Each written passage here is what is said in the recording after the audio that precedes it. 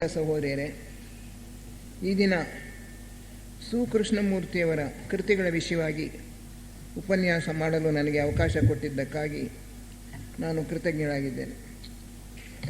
ಸು ಕೃಷ್ಣಮೂರ್ತಿಯವರು ಹಿಂದಿನ ವರ್ಷ ಮಾರ್ಚ್ 10ನೇ ತಾರೀಕು ರಾತ್ರಿ 1:05 ನಿಧನರಾದರು. ಅದನ್ನು ತಾರೀಖು ಲೆಕ್ಕದಲ್ಲಿ 11ನೇ ತಾರೀಕು ಬರುತ್ತೆ.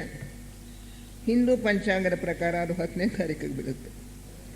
ಅದನ್ನು ನಾವು ಇವತ್ತು 9ನೇ ತಾರೀಕು ಅವರ ಕೃತಿಗಳನ್ನು ನಾವು ಕುರಿತು ಸ್ವಲ್ಪ ತಿಳ್ಕೊಳ್ಳೋಣ ಅಂತ ಹೇಳಿ ವಿಚಾರ ಮಾಡಿದ್ದೇವೆ. ಸು ಕೃಷ್ಣಮೂರ್ತಿಯವರು ಚಿಕ್ಕ ವಯಸ್ಸಿನಲ್ಲೇ ಥಿಯೋಸಾಫಿಕಲ್ ಸೊಸೈಟಿಗೆ ತಮ್ಮನ್ನು ತಾವು ಅರ್ಪಣೆ ಮಾಡ್ಕೊಂಡ್ಬಿಟ್ರು. ಅವರು ಸುಮಾರು 1944ನೇ ಇಸ್ವಿ, ಅಂದರೆ ಅಷ್ಟೊತ್ತಿಗೆ ಅವರಿಗೆ 22-23 ವಯಸ್ಸು. ಆ ವೇಳೆಗೆ ಅವರು ಅನಾರೋಗ್ಯದ ಪ್ರಯುಕ್ತ ಹೊಟ್ಟೆ ನೋವು ಬಂದು ಹೊಟ್ಟೆಯಲ್ಲಿ ಹುಣ್ಣಿದ್ದುದರಿಂದ ಒಂದು ಮೇಜರ್ ಆಪರೇಷನ್ ಮಾಡಿಸ್ಕೊಳ್ಬೇಕಾಯಿತು. ಮೈಸೂರಿನ ಕೃಷ್ಣರಾಜೇಂದ್ರ ಆಸ್ಪತ್ರೆಯಲ್ಲಿ ಹೊಟ್ಟೆಯ ಒಂದು ಅರ್ಧ ಭಾಗವನ್ನೇ ತೆಗೆದುಹಾಕ್ಬಿಟ್ರು. ಡಿಯೋಡಿನಮ್ ಅಲ್ಸರ್ ಅಂಥೇಳಿ ಡಿಯೋಡಿನಮ್ ಜೊತೆಗೆ ಹೊಟ್ಟೆಯಲ್ಲಿ ಅರ್ಧ ಭಾಗವನ್ನೇ ತೆಗೆದುಹಾಕ್ಬಿಟ್ರು. ಆಂಟಿಬಯೋಟಿಕ್ಸ್ ಇರಲಿಲ್ಲ. ಬಹುಕಾಲ ಅವರು ಆಸ್ಪತ್ರೆಯಲ್ಲೇ 1.5 ತಿಂಗಳ ಮೇಲೆ ಇದ್ದು ಚೇತರಿಸ್ಕೋತಾ ಇದ್ದರು. ಆ ಕಾಲದಲ್ಲಿ ನಮ್ಮ ತಾತ ವೆಂಕಟೇಶಯ್ಯನವರು, ಅಂಬಳೆ ವೆಂಕಟೇಶಯ್ಯನವರು, ಮೈಸೂರಿನಲ್ಲಿ ನಮ್ಮ ಮನೆ, ನಮ್ಮ ತಾತ, ನಮ್ಮ ತಂದೆ, ನಮ್ಮ ಸಂಸಾರದವರೆಲ್ಲ ನಾವು ಅಲ್ಲಿ ದೇವಪ್ರಸಾದ ಅಂಥೇಳಿ ಮರಿಮಲ್ಲಪ್ಪ ಹೈಸ್ಕೂಲ್ ಹತ್ರ ಅಲ್ಲಿ ವಾಸವಾಗಿದ್ವಿ. ರಾಚಪ್ಪನವ್ರ ಮೂಲಕ ಅವರಿಗೆ ನಮ್ಮ ತಾತನ ಪರಿಚಯ ಆಯಿತು. ಆಗ ನಮ್ಮ ತಾತನವರು ಅವರಿಗೆ ಆಸ್ಪತ್ರೆಯಲ್ಲಿ ಇದ್ದಾಗಲೇ ಪುಸ್ತಕಗಳನ್ನು ಕಳಿಸ್ಕೊಡ್ತಾಯಿದ್ರು ಥಿಯಾಸಫಿ ಬಗ್ಗೆ. ಅದನ್ನೆಲ್ಲ ಅವರು ವ್ಯಾಸಂಗ ಮಾಡಿಕೊಂಡ್ರು. ಅಲ್ಲಿಂದ ಬಿಡುಗಡೆ ಆದಮೇಲೆ, ಆಸ್ಪತ್ರೆಯಿಂದ ಹೊರಬಂದ ಮೇಲೆ ಥಿಯೋಸಾಫಿಕಲ್ ಸೊಸೈಟಿಗೆ ತಮ್ಮನ್ನು ತಾವು ಸಂಪೂರ್ಣವಾಗಿ ಅರ್ಪಣೆ ಮಾಡಿಕೊಂಡು ಥಿಯಾಸಫಿಯ ಪ್ರಚಾರ ಕಾಲದಲ್ಲಿ ತೊಡಗಿದ್ರಂತೆ. ನನಗೆ ಅವಾಗ ಅವ್ರದ್ದು ನೋಡಿದ್ದೆ ಅಷ್ಟೇ, ನನಗೆ ಅವ್ರ ಪರಿಚಯ ಇರಲಿಲ್ಲ. ನಮ್ಮ ಮನೆಗೆ ಒಂದೊಂದು ಸಲ ಬಂದು ಹೋಗ್ತಾಯಿದ್ರು. ಆಮೇಲೆ ಅವರು ರಾಯಲಸೀಮಾ ಥಿಯೋಸಾಫಿಕಲ್ ಫೆಡರೇಷನ್ನಿನ ವ್ಯವಸ್ಥಾಪಕರಾಗಿ, ಲಾರ್ಜ್ ಆರ್ಗನೈಸರ್ ಆಗಿ ಕೆಲಸ ಮಾಡಿದ್ರು ಹಲವು ವರ್ಷಗಳ ಕಾಲ. ಅನಂತರ ಕರ್ನಾಟಕ ಥಿಯೋಸಾಫಿಕಲ್ ಫೆಡರೇಷನ್ನಲ್ಲಿ ಉಪನ್ಯಾಸಗಳನ್ನು ಕೊಡ್ತಾಯಿದ್ರು. ಇಂಡಿಯನ್ ಸೆಕ್ಷನ್ನಲ್ಲಿ ಇವರ ಪ್ರತಿಭೆಯನ್ನು ಗುರುತಿಸಿ ಇವ್ರನ್ನ ನ್ಯಾಷನಲ್ ಲೆಕ್ಚರರ್, ಇಡೀ ಇಂಡಿಯಾ ದೇಶಕ್ಕೆ ಆಗ ಅವರೊಬ್ಬರೇ ಭಾಷಣಕಾರರಾಗಿದ್ದರು, ಉಪನ್ಯಾಸಕರು. ಈಗ ಬೇಕಾದಷ್ಟು ಜನ ನ್ಯಾಷನಲ್ ಲೆಕ್ಚರರ್ಸ್ ಇದ್ದಾರೆ. ಅವರು ಇಡೀ ಭಾರತಕ್ಕೆ ಅವರೊಬ್ಬರೇ ಉಪನ್ಯಾಸಕರಾಗಿದ್ದರು. ನ್ಯಾಷನಲ್ ಲೆಕ್ಚರರ್ ಆಗಿ ಸುಮಾರು 20-25 ವರ್ಷಗಳ ಕಾಲನೇ ಕೆಲಸ ಮಾಡಿದ್ದಾರೆ. ಅನಂತರ ಅವರಿಗೆ ಅನ್ನಿಸ್ತು, ಆ ಕಾಲದಲ್ಲಿ ಅವರು ಅಮೆರಿಕ ದೇಶಕ್ಕೂ ಹೋಗಿ ಬಂದರು. 2 ಸಲ ಹೋಗಿ ಬಂದರು. ಮೊದಲನೇ ಸಲ ನಾವು ಪ್ರಯಾಣ ಖರ್ಚನ್ನು ಭರಿಸಿ ಅಲ್ಲಿ ಅವರು ಥಿಯೋಸಾಫಿಕಲ್ ಸೊಸೈಟಿ ಇರೋ ಅಲ್ಲಿ ಕಾರ್ಯಕ್ರಮಗಳನ್ನು ಏರ್ಪಡಿಸಿದ್ರು. ಅದಾದ ಮೇಲೆ ನಾನು ಮತ್ತು ಅವರೊಬ್ಬರೇ 2 ಸಲ ಹೋಗಿ ಬಂದರು. ಅನೇಕ ಉಪನ್ಯಾಸಗಳನ್ನು ಕೊಟ್ಟರು. ನಾನು ಅವರ ಜೊತೆಯಲ್ಲಿ ಒಂದು ಸಲ ಸುಮಾರು ಒಂದು 20-25 ಸ್ಥಳಗಳಿಗೆ ಹೋಗಿ ಉಪನ್ಯಾಸವನ್ನು ಕೊಟ್ಟು ಬಂದೆ. ಈ ಮಧ್ಯೆ ವರ್ಲ್ಡ್ ಯೂನಿಯನ್ಗೂ ಸ್ವಲ್ಪ ದಿನ ಕೆಲಸ ಮಾಡಿದ್ರು. ಆಮೇಲೆ ಅವರಿಗೆ ಅನ್ನಿಸ್ತು, ಧ್ಯಾನ ಇತ್ಯಾದಿ ವಿಷಯಗಳನ್ನು ಜನಸಾಮಾನ್ಯರಿಗೆ ತಿಳಿಸ್ಕೊಡ್ಬೇಕಾದ್ರೆ ಇನ್ನೊಂದು ವೇದಿಕೆ ಬೇಕು ಅಂತ ಹೇಳಿ ಅವರಿಗೆ ಮನಸ್ಸಿಗೆ ಬಂತು. ಅದಕ್ಕೋಸ್ಕರ ಅವರು ಮೆಡಿಟೇಷನ್ ಆ್ಯಂಡ್ ಸ್ಟಡಿ ಸರ್ಕಲ್ ಅಥವಾ ಧ್ಯಾನ ಮತ್ತು ವ್ಯಾಸಂಗ ವೃತ್ತ ಅನ್ನೋದನ್ನು ಪ್ರಾರಂಭ ಮಾಡಿದ್ರು. ಅದರಲ್ಲಿ ಆಗಾಗ ಅವರು ಮೆಡಿಟೇಷನ್ ವರ್ಕ್ಶಾಪ್ಸ್, ಧ್ಯಾನ ಕಾರ್ಯಾಗಾರಗಳನ್ನ ಇಟ್ಕೊಂಡು, ಅಲ್ಲದೆ ವರ್ಷಕ್ಕೊಮ್ಮೆ ರಿಟ್ರೀಟ್ಸ್, ಸ್ಪಿರಿಚುವಲ್ ರಿಟ್ರೀಟ್ಸ್, ಒಂದು ವಾರ ಕಾಲ ಬೇರೆ ಬೇರೆ ಸ್ಥಳಗಳಲ್ಲಿ ನಡೆಸಿ ಅಧ್ಯಾತ್ಮ ಸಾಧಕರಿಗೆ ಧ್ಯಾನದ ವಿಷಯವಾಗಿ ಮುಖ್ಯವಾಗಿ ಬೋಧನೆ ಮಾಡಿದ್ರು. ಸಾಂದರ್ಭಿಕವಾಗಿ ಬೇರೆ ಆಧ್ಯಾತ್ಮಿಕ ವಿಷಯಗಳನ್ನು ತೆಗೆದುಕೊಂಡು ಬೋಧಿಸ್ತಾ ಇದ್ರು. ಅನಂತರ ತಮ್ಮ ಜ್ಞಾನ ಅಭಿವೃದ್ಧಿಯಾದ ನಂತರ ಒಳಗಿನಿಂದ ಸ್ಫುರಣೆ ಬಂದು, ಪ್ರೇರಣೆ ಬಂದು, ಅವರಿಗೆ ಅಂತರ್ಬೋಧೆಯ ಸ್ಫುರಣೆಗಳು ಬರೋದಕ್ಕೆ ಪ್ರಾರಂಭ ಆದಮೇಲೆ ಕೃತಿಗಳನ್ನು ರಚಿಸೋದಕ್ಕೆ ಪ್ರಾರಂಭ ಮಾಡಿದ್ರು. ಮೊದಲು ಅವರು ಬರೆದಂಥ ಕೃತಿ ಜೀವನದ ಉದ್ದೇಶ. ಆ ಜೀವನದ ಉದ್ದೇಶವನ್ನು ನಮ್ಮ ತಂದೆ ವಾಸುದೇವಯ್ಯನವರು ಆವಾಗ ದಿವ್ಯಜ್ಯೋತಿಯ ಸಂಪಾದಕರಾಗಿದ್ದರು. ಪ್ರತಿ ತಿಂಗಳು ದಿವ್ಯಜ್ಯೋತಿಯಲ್ಲಿ 8 ಪೇಜು ಮುದ್ರಿಸ್ತಾಯಿದ್ರು. ಅದರ ಕಾಪಿಗಳನ್ನು ತೆಗೆದು ಆಮೇಲೆ ಒಂದು ಗ್ರಂಥವನ್ನು ಮಾಡಲಾಯಿತು. ಆ ಕಾಪಿಗಳೆಲ್ಲ ಮುಗಿದು ಹೋದ ಮೇಲೆ ಅದು ಯಾತಕ್ಕೆ ಥಿಯೋಸಾಫಿಕಲ್ ಸೊಸೈಟಿ ಇವರು ಅದನ್ನು ಪಬ್ಲಿಷ್ ಮಾಡಲಿಲ್ಲ ನನಗೆ ಗೊತ್ತಿಲ್ಲ. ನಂಜುಂಡ ಶೆಟ್ಟರು ಮುಂದೆ ಬಂದು ಆ ಜೀವನದ ಉದ್ದೇಶವನ್ನು ಪುನಃ ಮುದ್ರಣ ಮಾಡಿದರು. ಅದು ಈಗಲೂ ಕೂಡ ಪ್ರತಿಗಳನ್ನು ಅವರು ಮಾರ್ತಾ ಇದ್ದಾರೆ. ಮೆಡಿಟೇಷನ್ ಸ್ಟಡಿ ಸರ್ಕಲ್ನಲ್ಲೂ ಮಾರ್ತೀವಿ. ಅವರು ಬರೆದಂಥ ಮೊದಲನೇ ಪುಸ್ತಕ ಅದು. ಅದರಲ್ಲಿ ಥಿಯಾಸಫಿಯ ಎಲ್ಲ ತತ್ವಗಳನ್ನು ಕೂಡ ಸರಳ ಭಾಷೆಯಲ್ಲಿ ವಿವರಿಸಿದ್ದಾರೆ. ಸಂಸರಣೆ, ಪುನರ್ಜನ್ಮ, ಕರ್ಮ. ನಾವು ಥಿಯಾಸಫಿ ಗ್ರಂಥಗಳಲ್ಲಿ ಏನೇನು ಓದ್ತೀವಿ, ಮರಣಾನಂತರ ಸ್ಥಿತಿ, ಜೀವನದ ಉದ್ದೇಶ, ಗುರಿ, ಇದೆಲ್ಲವೂ ಕೂಡ ಬರುತ್ತೆ. ಜೊತೆಗೆ ಅವರು ಸ್ವಂತವಾಗಿ ಅವರಿಗೆ ಬೆಳಗಿನ ಜಾವ ಸ್ವಲ್ಪ ದಿನ ಸ್ಫೂರ್ತಿ ಬರ್ತಾಯಿತ್ತು. ಆ ರೀತಿ ಬರೆದಂಥ ಕೆಲವು ವಚನಗಳು ಅದನ್ನು ಕೂಡ ಹಾಕಿದ್ದಾರೆ. ಆಮೇಲೆ ಈ ಪ್ರಾಕ್ಟಿಕಲ್ ಲೈಫ್ ಅಂತ ಹೇಳ್ತೀವಿ ನಾವು, ನಮ್ಮ ಜೀವನದಲ್ಲಿ ನಾವು ಹೇಗೆ ಥಿಯಾಸಫಿನ ಜೀವಿಸಬೇಕು ಅನ್ನೋದಕ್ಕೋಸ್ಕರ ಇರ್ತಕ್ಕಂಥ ಗ್ರಂಥಗಳು ಅಂದರೆ ಸಾಧನ ಚತುಷ್ಟಯ ಮತ್ತು ಮೌನವಾಣಿ ಹಾಗೂ ಮಾರ್ಗಜ್ಯೋತಿ.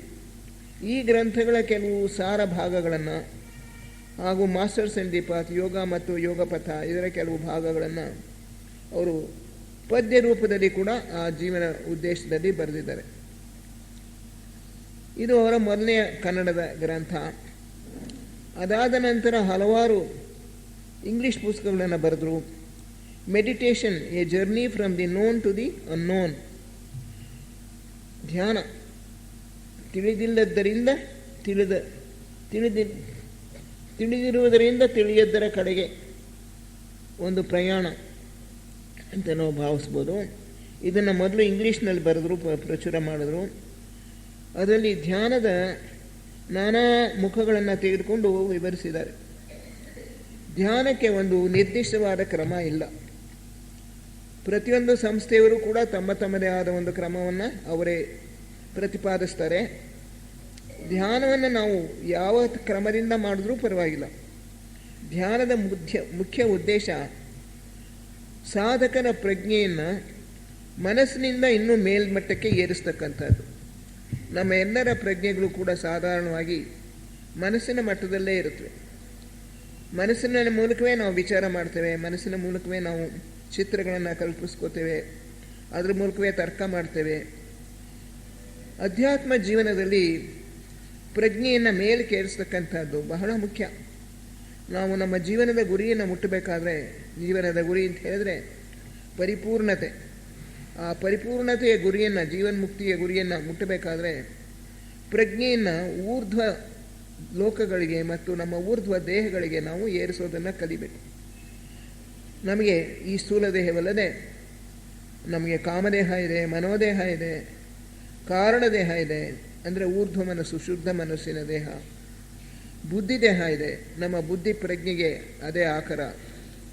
ಅನಂತರ ಆತ್ಮದೇಹ ಇನ್ನೂ ನಾವು ಕಟ್ಕೋಬೇಕಾಗಿರ್ತಕ್ಕಂಥದ್ದು. ಈ ಎಲ್ಲ ದೇಹಗಳಲ್ಲಿಯೂ ನಾವು ಬಳಸ್ಕೊಂಡು ಅವುಗಳ ಮೂಲಕ ಕೆಲಸ ಮಾಡೋದನ್ನು ಕಲಿತು ಮತ್ತು ಆಯಾ ಲೋಕದ ಪ್ರಜ್ಞೆಯನ್ನು ನಮ್ಮಲ್ಲಿ ಪೂರ್ಣವಾಗಿ ಬೆಳೆಸ್ಕೊಳ್ಬೇಕು, ಜೀವನ್ಮುಕ್ತಿಯನ್ನು ಪಡಿಬೇಕಾದ್ರೆ. ಇವೆಲ್ಲವನ್ನು ಕೂಡ ತಿಳಿಸ್ತಕ್ಕಂಥದ್ದೇ ಅಧ್ಯಾತ್ಮ ವಿದ್ಯೆ. ಈ ಧ್ಯಾನದ ಮೂಲಕ ಪ್ರಜ್ಞೆಯನ್ನು ಊರ್ಧ್ವಮುಖವಾಗಿ ಏರಿಸೋದಕ್ಕೆ ಸಾಧ್ಯ. ಧ್ಯಾನಕ್ಕೆ ಪೂರ್ವ ಸಿದ್ಧತೆಗಳೇನು, ಧ್ಯಾನದಲ್ಲಿ ನಾವು ಮಾಡಬೇಕಾದಂಥ ಕ್ರಮ ಯಾವುದು ಅಂದರೆ ಒಂದು ಮಂತ್ರವನ್ನು ಜಪಿಸೋದು ಅಥವಾ ಉಸಿರನ್ನು ನೋಡ್ತಾ ಇರೋದು ಆ ಕ್ರಮಗಳಲ್ಲ. ನಮ್ಮ ಮನಸ್ಸಿನ ಯೋಚನೆಗಳನ್ನು ವೀಕ್ಷಣೆ ಮಾಡ್ಕೋಬೇಕು. ನಮ್ಮ ವ್ಯಕ್ತ ಮನಸ್ಸಿನ ಯೋಚನೆಗಳು ಮಾತ್ರವೇ ಅಲ್ಲ, ಸುಪ್ತ ಮನಸ್ಸಿನಲ್ಲಿರೋ ಯೋಚನೆಗಳು ಕೂಡ ನಮಗೆ ತಿಳಿಯಬೇಕು. ಆ ಎಲ್ಲ ಯೋಚನೆಗಳನ್ನು ಪೂರ್ಣವಾಗಿ ಹೊರಗೆ ಹಾಕಿ, ಅದರ ಸರ್ಕನ್ನೆಲ್ಲ ಹೊರಗೆ ಹಾಕಿ ಮನಸ್ಸನ್ನು ಪರಿಶುದ್ಧ ಮಾಡಿಕೊಂಡು ಯಾವ ಯೋಚನೆಗೂ ಏಳದೇ ಇರತಕ್ಕಂಥ ಒಂದು ಸ್ಥಿತಿಗೆ ನಮ್ಮ ಮನಸ್ಸನ್ನು ತರೋದಕ್ಕೆ ನಮಗೆ ಸಾಧ್ಯವಾದರೆ ಆಗ ಪ್ರಜ್ಞೆ ಊರ್ಧ್ವಮುಖವಾಗಿ ಏರೋದಕ್ಕೆ ಪ್ರಾರಂಭ ಆಗುತ್ತೆ. ಇದಕ್ಕೆ ನಮ್ಮ ಜೀವನ ಹೇಗಿರಬೇಕು, ಜೀವನ ಧ್ಯಾನದಿಂದ ಯಾವ ರೀತಿಯಾಗಿ ಮಾರ್ಪಾಡಾಗುತ್ತೆ, ನಮ್ಮ ವೃತ್ತಿಯಲ್ಲಿ ನಾವು ಹೇಗೆ ಜೀವಿಸಬೇಕು ಇತ್ಯಾದಿ ಎಲ್ಲ ವಿಷಯಗಳನ್ನು ಕೂಡ ಧ್ಯಾನ ಅನ್ನೋ ಗ್ರಂಥದಲ್ಲಿ ಬಹಳ ಚೆನ್ನಾಗಿ ತಿಳಿಸಿದ್ದಾರೆ. ಪೂರ್ವ ಸಿದ್ಧತೆಗಳನ್ನು ತಿಳಿಸಿದ್ದಾರೆ. ಮಂತ್ರ, ಜಪ, ಭಜನೆ ಇವುಗಳನ್ನೂ ಕೂಡ ನಮಗೆ ಇಷ್ಟರ ಮಟ್ಟಿಗೆ ಸಹಾಯ ಮಾಡುತ್ತೆ ಅನ್ನೋದನ್ನು ಕೂಡ ಅವರು ಬರೆದಿದ್ದಾರೆ. ಧ್ಯಾನ ನಮ್ಮ ಕ್ರಮಕ್ರಮವಾಗಿ ನಮ್ಮ ಪ್ರಜ್ಞೆಯನ್ನು ಮೇಲಕ್ಕೆ ಏರಿಸ್ತಾ ಬುದ್ಧಿ ಲೋಕಕ್ಕೆ ಏರಿದಾಗ, ಬುದ್ಧಿ ಪ್ರಜ್ಞೆ ಎಚ್ಚರವಾದಾಗ ಅಲ್ಲಿಂದ ನಮಗೆ ಸತ್ಯದ ತಿರುಳು ತನಗೆ ತಾನೇ ಗೋಚರವಾಗೋಕ್ಕೆ ಪ್ರಾರಂಭ ಆಗುತ್ತೆ. ಸತ್ಯದ ತುಣುಕುಗಳು ಸ್ಫೂರ್ತಿಯ ಮೂಲಕ, ಅಂತಃಸ್ಫುರಣೆಗಳ ಮೂಲಕ ನಮ್ಮ ಮನಸ್ಸಿಗೆ ಇಳಿಯೋದಕ್ಕೆ ಪ್ರಾರಂಭ ಆಗುತ್ತೆ. ಆಗ ಮನಸ್ಸು ಅದನ್ನು ತರ್ಕದ ಮೂಲಕ ಗ್ರಹಿಸಿಕೊಳ್ಳುತ್ತೆ. ಅದು ನಮ್ಮ ಜೀವನದಲ್ಲಿ ವ್ಯಕ್ತವಾಗಬೇಕು. ಇತ್ಯಾದಿ ಅನೇಕ ವಿಷಯಗಳನ್ನು ನಮ್ಮ ಸುಪ್ತ ಮನಸ್ಸನ್ನು ನಾವು ಹೇಗೆ ಖಾಲಿ ಮಾಡ್ಬೋದು, ಸುಪ್ತ ಮನಸ್ಸನ್ನು ಹೇಗೆ ನಾವು ಅದರೊಳಗಿರ್ತಕ್ಕಂಥ ಎಲ್ಲ ವಿಚಾರಗಳನ್ನು ಹೊರಗೆ ತರಬೇಕು, ಹೇಗೆ ಪರಿಶುದ್ಧಿ ಮಾಡಿಕೊಳ್ಬೇಕು ಇತ್ಯಾದಿ ವಿಷಯಗಳನ್ನೆಲ್ಲ ಧ್ಯಾನ ಅನ್ನೋ ಗ್ರಂಥದಲ್ಲಿ ವಿವರಿಸಿದ್ದಾರೆ. ಮೊದಲು ಇಂಗ್ಲೀಷ್ನಲ್ಲಿ ಪ್ರಕಟವಾಯಿತು, ಅನಂತರ ಅವರೇ ಅದನ್ನು ಕನ್ನಡಕ್ಕೆ ತರ್ಜುಮೆ ಮಾಡಿ ಕನ್ನಡದಲ್ಲಿಯೂ ಕೂಡ ಧ್ಯಾನ ಅನ್ನೋ ಗ್ರಂಥವನ್ನು ಪ್ರಕಟ ಮಾಡಿದ್ದಾರೆ. ಇದು ಎಲ್ಲ ಸಾಧಕರುಗಳಿಗೂ ಕೂಡ ಬಹಳ ಉಪಯುಕ್ತವಾಗಿರ್ತಕ್ಕಂಥ ಗ್ರಂಥ.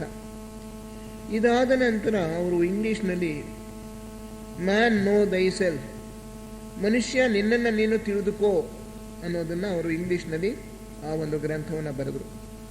ಆ ಮ್ಯಾನ್ ನೋ ದೈ ಸೆಲ್ಫ್ ಅನ್ನೋದರಲ್ಲಿ ಥಿಯಾಸಫಿಯಲ್ಲಿ ಹೇಳಿರ್ತಕ್ಕಂಥ ವಿಷಯವನ್ನೇ ಸ್ವಲ್ಪ ಜನಸಾಮಾನ್ಯರಿಗೂ ಅರ್ಥವಾಗುವಂತಾಗ ಥಿಯಾಸಫಿ ಪರಿಭಾಷೆಯನ್ನು ಉಪಯೋಗಿಸದೆ ಬೇರೆ ರೀತಿಯಲ್ಲಿ ಸಾಮಾನ್ಯ ಭಾಷೆಯನ್ನು ಉಪಯೋಗಿಸಿಕೊಂಡು ಅದರಲ್ಲಿ ವಿವರಿಸಿದ್ದಾರೆ. ಸಂಸರಣೆ, ಅದರಲ್ಲಿ ಮೇಲಿಂದ ಕೆಳಗಡೆ ಇಳೀತಕ್ಕಂಥದ್ದು, ಪುನಃ ಮೇಲಕ್ಕೆ ಏರ್ತಕ್ಕಂಥದ್ದು ನಮ್ಮ ಪ್ರಜ್ಞೆ, ನಾವು ಹೇಗೆ ಕ್ರಮಕ್ರಮವಾಗಿ ನಮ್ಮ ಪುರುಷಾತ್ಮ ಆತ್ಮಲೋಕದಿಂದ ಹೇಗೆ ಕ್ರಮಕ್ರಮವಾಗಿ ಇಳಿದು ತನ್ನ ಪ್ರಜ್ಞೆಯನ್ನು ಕೆಳಗಡೆ ಇಳಿಸಿ ಜೀವಾತ್ಮನನ್ನು ಕಟ್ಕೊಂಡ, ದೇಹಾತ್ಮವನ್ನು ಕಟ್ಕೊಂಡ, ಬೇರೆ ಬೇರೆ ದೇಹಗಳನ್ನು ಕಟ್ಕೊಂಡ, ನಮ್ಮ ಸ್ಥೂಲ ದೇಹವನ್ನು ನಾವು ಇದನ್ನೇ ನಾನು ಅಂತ ಅನೇಕರು ಭಾವಿಸ್ಕೊಂಡಿದ್ದೇವೆ. ಆದರೆ ಇನ್ನೂ ಅನೇಕ ದೇಹಗಳಿವೆ ನಮಗೆ. ಅದರ ಬಗ್ಗೆ ಇಲ್ಲ. ಪ್ರಾಣಮಯ ಕೋಶ, ಮನಸ್ಸಿನ ದೇಹ, ಆಮೇಲೆ ಶುದ್ಧ ಮನಸ್ಸಿನ ದೇಹ, ಅನಂತರ ಬುದ್ಧಿಯ ದೇಹ, ಆತ್ಮದೇಹ, ಈ ಎಲ್ಲ ವಿಷಯಗಳನ್ನು ಕೂಡ ಅದರಲ್ಲಿ ತಮ್ಮದೇ ಆಗಿರ್ತಕ್ಕಂಥ ರೀತಿಯಲ್ಲಿ ಅವರು ವಿವರಿಸಿದ್ದಾರೆ. ಮ್ಯಾನ್ ನೋ ದೈ ಸೆಲ್ಫ್, ನಿನ್ನನ್ನು ನೀನು ತಿಳಿದುಕೋ ಅಂತ ಹೇಳಿ. ಅನಂತರ ಅವರು ಬರೆದಂಥದ್ದು ಟ್ರಾನ್ಸೆಂಡೆಂಟಲ್ ವಿಷನ್, ಅಡ್ವಾನ್ಸ್ಡ್ ಮೆಡಿಟೇಷನ್ ಅಂತ ಹೇಳಿ.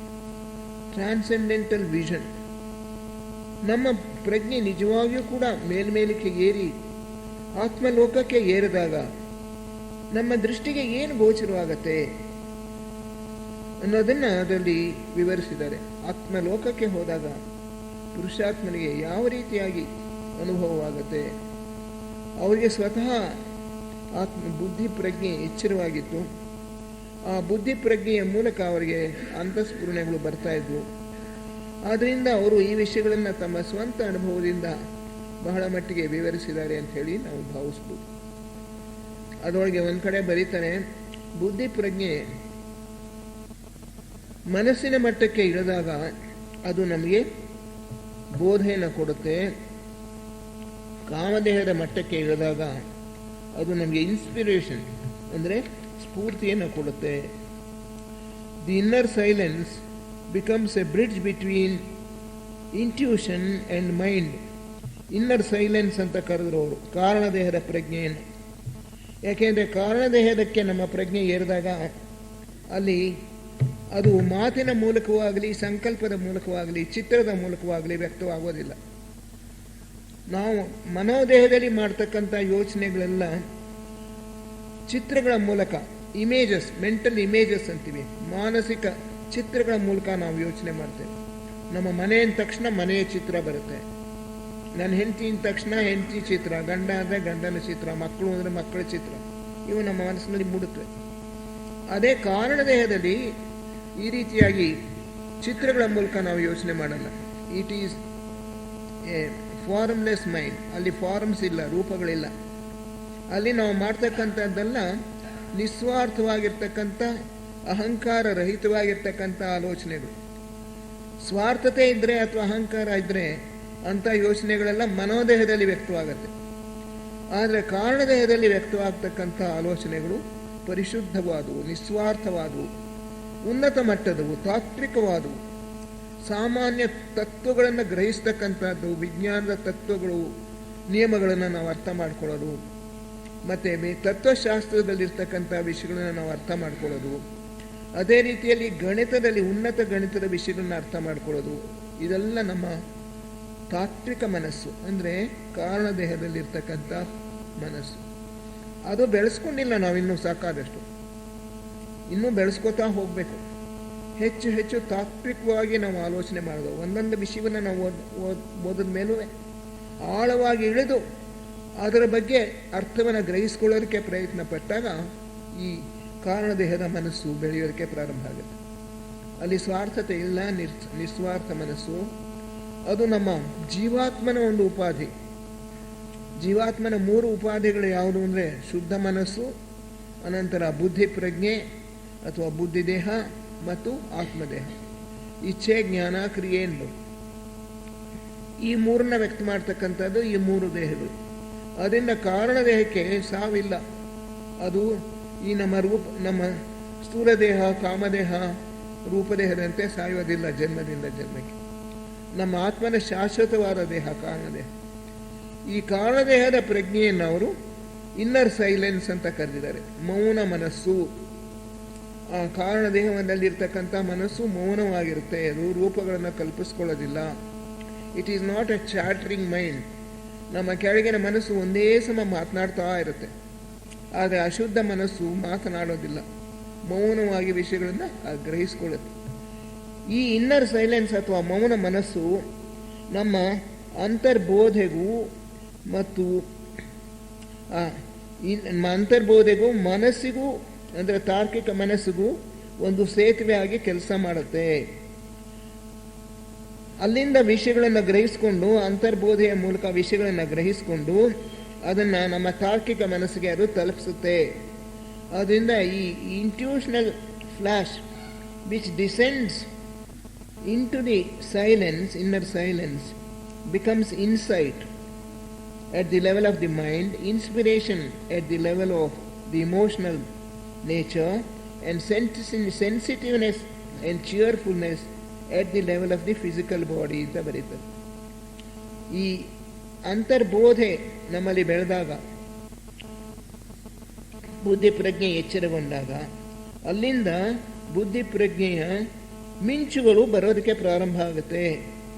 ಅದು ಕೆಳಗೆ ಇಳಿದು ಬಂದು ನಮ್ಮ ತಾರ್ಕಿಕ ಮನಸ್ಸಿಗೆ ಬಂದು ಸೈಲೆನ್ಸ್ ಅಂದರೆ ನಮ್ಮ ಕಾರಣದೇಹಕ್ಕೆ ಬಂದು ಇಳಿದಾಗ ಅದು ಇನ್ಸೈಟ್, ಅಂತರ್ದೃಷ್ಟಿಯಾಗಿ ಗೋಚರವಾಗುತ್ತೆ. ಆ ಅಂತರ್ದೃಷ್ಟಿಯಾಗಿ ಪರಿಣಮಿಸಿ ನಮ್ಮ ತಾರ್ಕಿಕ ಮನಸ್ಸಿನಲ್ಲಿ ಅದು ಗೋಚರವಾಗುತ್ತೆ. ನಮ್ಮ ಕಾಮದೇಹದಲ್ಲಿ ಅದು ರಸಭಾವಗಳ ಮಟ್ಟದಲ್ಲಿ ಇನ್ಸ್ಪಿರೇಷನ್, ಅಂತಸ್ಫೂರ್ತಿಯಾಗಿ ಪರಿಣಾಮವಾಗುತ್ತೆ. ಮತ್ತು ನಮ್ಮ ಸ್ಥೂಲ ದೇಹದ ಮೆದುಳಿನ ಮಟ್ಟದಲ್ಲಿ ಇಟ್ ಬಿಕಮ್ಸ್ ಸೆನ್ಸಿಟಿವ್ನೆಸ್ ಆ್ಯಂಡ್ ಚಿಯರ್ಫುಲ್ನೆಸ್, ಸೂಕ್ಷ್ಮತೆ, ಇಂಗಿತಜ್ಞತೆ ಮತ್ತು ಚಿಯರ್ಫುಲ್ನೆಸ್, ಪ್ರಸನ್ನತೆ, ಸದಾ ಸಂತೋಷಮುಖಿ, ನಗುಮುಖದಿಂದ ಇರೋದು, ಸಂತೋಷವಾಗಿರೋದು, ಹರ್ಷವಾಗಿರೋದು, ಆ ರೀತಿ ವ್ಯಕ್ತವಾಗುತ್ತೆ. ಯಾರಲ್ಲಿ ಈ ಇಂಟ್ಯೂಷನ್ ಅಥವಾ ಅಂತರ್ಬೋಧೆ ಬೆಳೆಯುತ್ತೋ ಅಂಥವರು ಸದಾ ಸನ್ಮುಖಿಗಳಾಗಿರ್ತಾರೆ, ಯಾವಾಗಲೂ ತೃಪ್ತಿಯಿಂದ ಕೂಡಿರ್ತಾರೆ, ಸಂತೋಷದಿಂದ ಕೂಡಿರ್ತಾರೆ. ಎಂಥ ದುಃಖ ಬರಲಿ, ಎಂಥ ನೋವು ಬರಲಿ, ಅವರು ಅದನ್ನು ಸಹಿಸ್ಕೊಳ್ತಾರೆ, ತೋರಿಸ್ಕೊಳ್ಳೋದೇ ಇಲ್ಲ ಹೊರಗಡೆ. ಒಬ್ಬ ತುಂಬ ನೋವಿನಿಂದ ನರಳ್ತಾ ಇದ್ದ, ಅವನ ಶಿಷ್ಯರು ಆದ್ರೂ ಸದಾ ಹಸನ್ಮುಖಿಯಾಗೇ ಇರ್ತಾ ಇದ್ದ, ಹಾಸ್ಯ ಮಾಡ್ತಾ ಇದ್ದ, ಎಲ್ಲರಲ್ಲಿ ಹಾಸ್ಯದಿಂದ ಕೂಡಿ ಸದಾ ನಖುಮುಖಿಯಾಗಿದ್ದ. ಅವನ ಶಿಷ್ಯರು ಕೇಳ್ತಾರೆ, ನೀವು ಇಷ್ಟು ನೋವು ಅನುಭವಿಸ್ತಾ ಇದ್ದೀರಿ, ಕಾಲು ಕೈ ಎಲ್ಲ ಊದ್ಕೊಂಡಿದೆ, ನಿಮಗೆ ನೋವಿದೆ ಅನ್ನೋದು ನಮಗೆಲ್ಲ ಗೊತ್ತಾಗುತ್ತೆ, ಅದು ಹೇಗೆ ನೀವು ಹಸನ್ಮುಖಿಗಳಾಗಿದ್ದೀರಿ ಅಂತ ಪ್ರಶ್ನಿಸಿದಾಗ ಅವ್ರು ಹೇಳ್ತಾರೆ, ಈ ನೋವು ಅನ್ನೋದೆಲ್ಲನೂ ಕೂಡ ಬರೀ ಸ್ಥೂಲ ಶರೀರಕ್ಕೆ ಸೇರಿರೋದು. ನನ್ನ ಮನಸ್ಸು, ನನ್ನ ಪ್ರಜ್ಞೆ ಭಗವಂತನಲ್ಲಿ ಲೀನವಾಗಿದೆ, ಅಲ್ಲಿರೋದು ಬರೀ ಆನಂದ. ಈ ಇಂಟ್ಯೂಷನಲ್ ಲೆವೆಲ್ ಅಥವಾ ಬುದ್ಧಿ ಪ್ರಜ್ಞೆಗೆ ನಮ್ಮ ಏರಿದಾಗ, ಬುದ್ಧಿ ಮಟ್ಟಕ್ಕೆ ನಮ್ಮ ಪ್ರಜ್ಞೆ ಏರಿದಾಗ ಅಲ್ಲಿ ಆನಂದದ ಅನುಭವವಾಗುತ್ತೆ. ಆನಂದಮಯ ಕೋಶ ಅಂತಲೇ ಕರೆದಿದ್ದಾರೆ ಅದನ್ನು ವೇದಾಂತ ಗ್ರಂಥ. ಆ ಆನಂದದ ಮಟ್ಟದಲ್ಲಿ ಇರುವಾಗ ಇಲ್ಲಿ ಸ್ಥೂಲ ದೇಹ ನರಳಿದ್ರೂ ಕೂಡ ನಮಗೆ ಅದು ಗೋಚರವಾಗೋದಿಲ್ಲ. ಆ ಮಟ್ಟಕ್ಕೆ ಏರಿರ್ತಕ್ಕಂಥ ಸಾಧಕ ಅಥವಾ ಯೋಗಿ ಸ್ಥೂಲ ದೇಹದಿಂದ ತನ್ನನ್ನು ತಾನು ಪ್ರತ್ಯೇಕಿಸ್ಕೊಂಡ್ಬಿಟ್ಟಿರ್ತಾನೆ. ಇದು ಏನಿದ್ರೂ ಈ ಲೋಕದಲ್ಲಿ ಕೆಲಸ ಮಾಡೋಕ್ಕಿರೋ ಒಂದು ಸಾಧನ ಅಷ್ಟೇ, ಇದು ನಾನಲ್ಲ ಅಂತ ಹೇಳಿ ಅವನು ತನ್ನನ್ನು ತಾನು ಪ್ರತ್ಯೇಕಿಸ್ಕೊಂಡಿರೋದ್ರಿಂದ ಅವನು ಅದರ ಜೊತೆಯಲ್ಲಿ ಏಕೀಕರಿಸ್ಕೊಳ್ಳೋದಿಲ್ಲ, ಅವನಿಗೆ ಅದರ ನೋವಿನ ಬಾಧೆ ತಟ್ಟೋದಿಲ್ಲ.